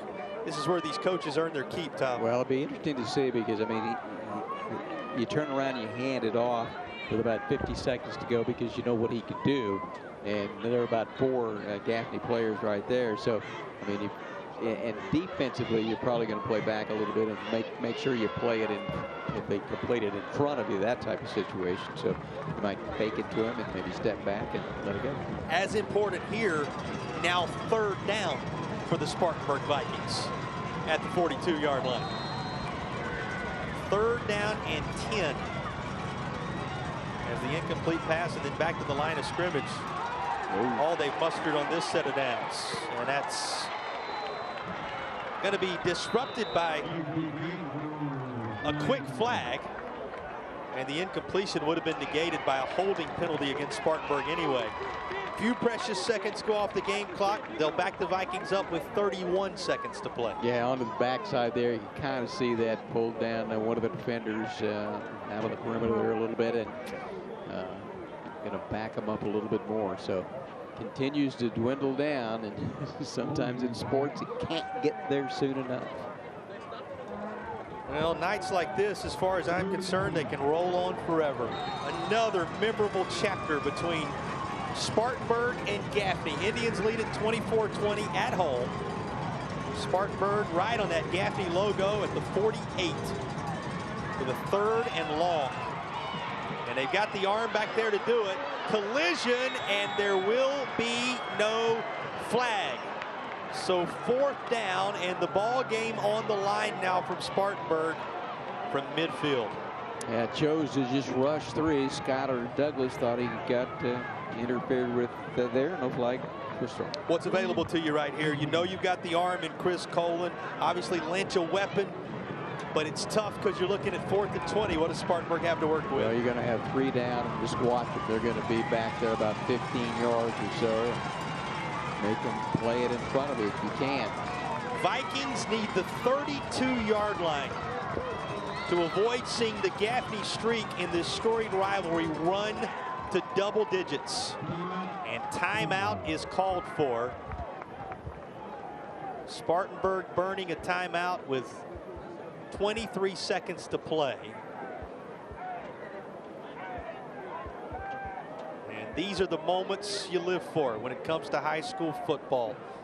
Team gathered around Mark Hodge on the far side, looking to come away with a W against Gaffney with some late magic here. And for all of the pride and tradition that is this Gaffney program, chasing number 19 and trying to get off on the right foot in that department, the Indians just need one more stop defensively to celebrate the latest of their victories in this series that dates back over a century. Well, I'll tell you, Trenton Lynch came as good as advertised. We saw the backs for Gaffney as well, the trio back there. 4th down, 23 seconds to play. These two teams that were tied at 7, tied at 14, have traded the lead back and forth in the 4th quarter. And it all comes down to this for Spartanburg. Once more, the Vikings need the 32. Colin over the middle. It is incomplete, and they begin to celebrate here in Gaffney. They're going to run the streak to 10 consecutive victories over their oldest and most storied rival as the clock is paused with 16 seconds to play for the celebration to ensue. I mean, pretty remarkable again what transpired here in the 4th quarter, like it has over time the last couple of years anyway. There's a penalty marker there. Well, you would think this may be unsportsmanlike for the celebration that followed the outcome. You see that so often, and that's exactly the case here. Indians won't mind.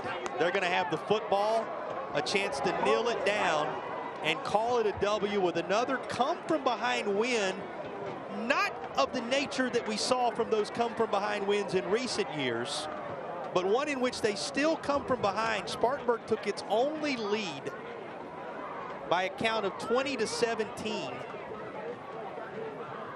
in this 4th quarter, only to see Gaffney answer again. And Tom, barring something, and we say that because in this series it has happened before, barring something unusual, Gaffney's going to slide away with a 24-20 win here at home. Man, I'll tell you, we were looking at Gaffney. They play at J.L. Mann. They've got Lancaster, Dorman here at Burns.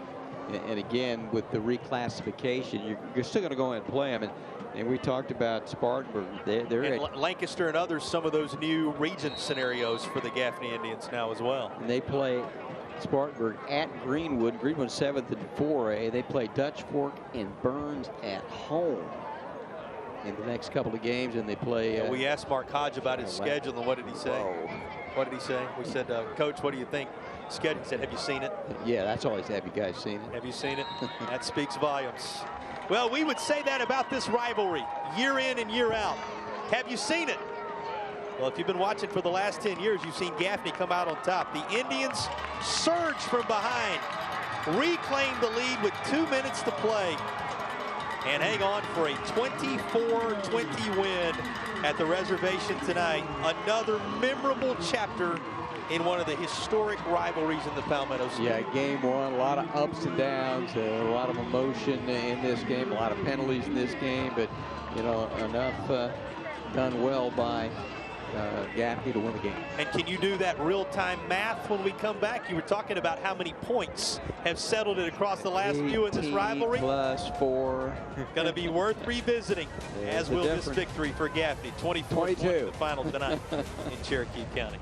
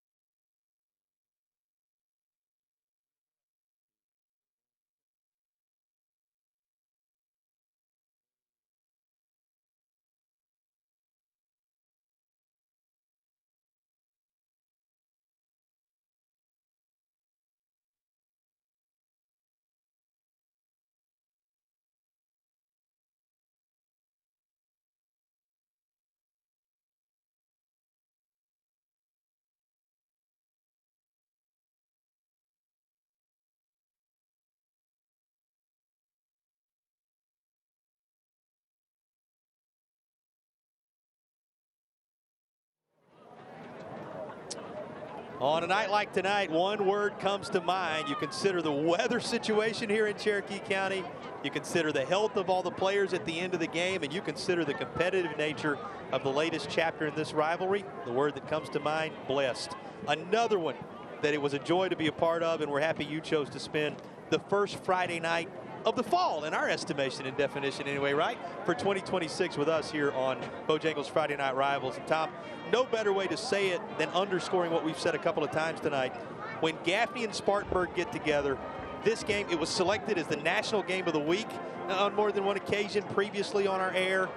When these two teams get together, it just never disappoints. Yeah, it's really incredible. And you think about, this is the 10th consecutive win that Gaffney's had against Spartanburg, and we were talking about how close to the 111th meeting and one of the greatest rivalries in the state of South Carolina, if not the best. And what was it, 53-50? Yeah, only about +4 in the series now, despite the 10-game surge. So it's been highly competitive over the years. And we were kind of laughing there about, can we do the new math, you know? And I can add 18 and 4 and get to 22, and I don't. So I don't need any Common Core to get to that particular point in time. But they've been that close over the course of the years between these two. And Gaffney's found a way to win, particularly in the fourth quarter after Spartanburg had taken the lead with 6:07 to go on that long 70-plus run by Lynch. And then they come back, and the call that they made with Kadarius, able to make that run for the touchdown. And we'll get set to go down to Nelson in just a moment. Made a big difference in this game. 24-20 the finals. We check in with Nelson field side with victorious Gaffney Indians huddle. Thanks, Tom. Thanks, Jason. This is the Coach's Corner, brought to you by Carolina Furniture Contest. Well, Coach, first thing is first, congratulations on an astonishing win here tonight. With tonight's win, you guys are going home 1-0, and of course, you secured the dub against the big-time rival as well. What were your thoughts on the game, Coach? Well, anytime you can get a win versus Spartanburg, you got to be excited about it. Coach Hodge does a great job with that group. They're always going to be well coached, well prepared. This time last year, we were 0-1, so we're making progress. You cannot be upset about a victory, but it's obvious there's still some things we got to clean up. When we get in the red zone, we got to get points out of it. But that stuff will get cleaned up next week. This weekend, we're going to enjoy this victory. Coach, I want to expand upon that. Earlier this afternoon, you spoke with one of my colleagues, and you shared with him that you wanted to see a team that was prepared, that was disciplined, and wanted to play the right way. What did you see here tonight, Coach?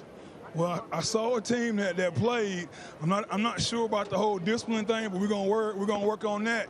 If they were not disciplined tonight, they will be disciplined next week. I understand, Coach. Well, now, Coach, as you know, Gaffney High has seen its fair share of championship glory across countless decades, in this case, 18 state championships. Given all that you've seen, Coach, do you believe that this team has the makings for that 19th coveted championship? Absolutely. These guys are as talented as anybody else we've played. They proved that in their hard work during the offseason. They proved that in the stuff they did in the summertime. We just got to come together and do things the right way and make sure we're a team versus a I mentality. And that's one of the things we got to work on. Well, Coach, once again, on behalf of my 40 and Friday Night Rivals, thank you so much for inviting us here tonight. We wish you and your team nothing but the best as you move forward. And without further ado, congratulations, Tom!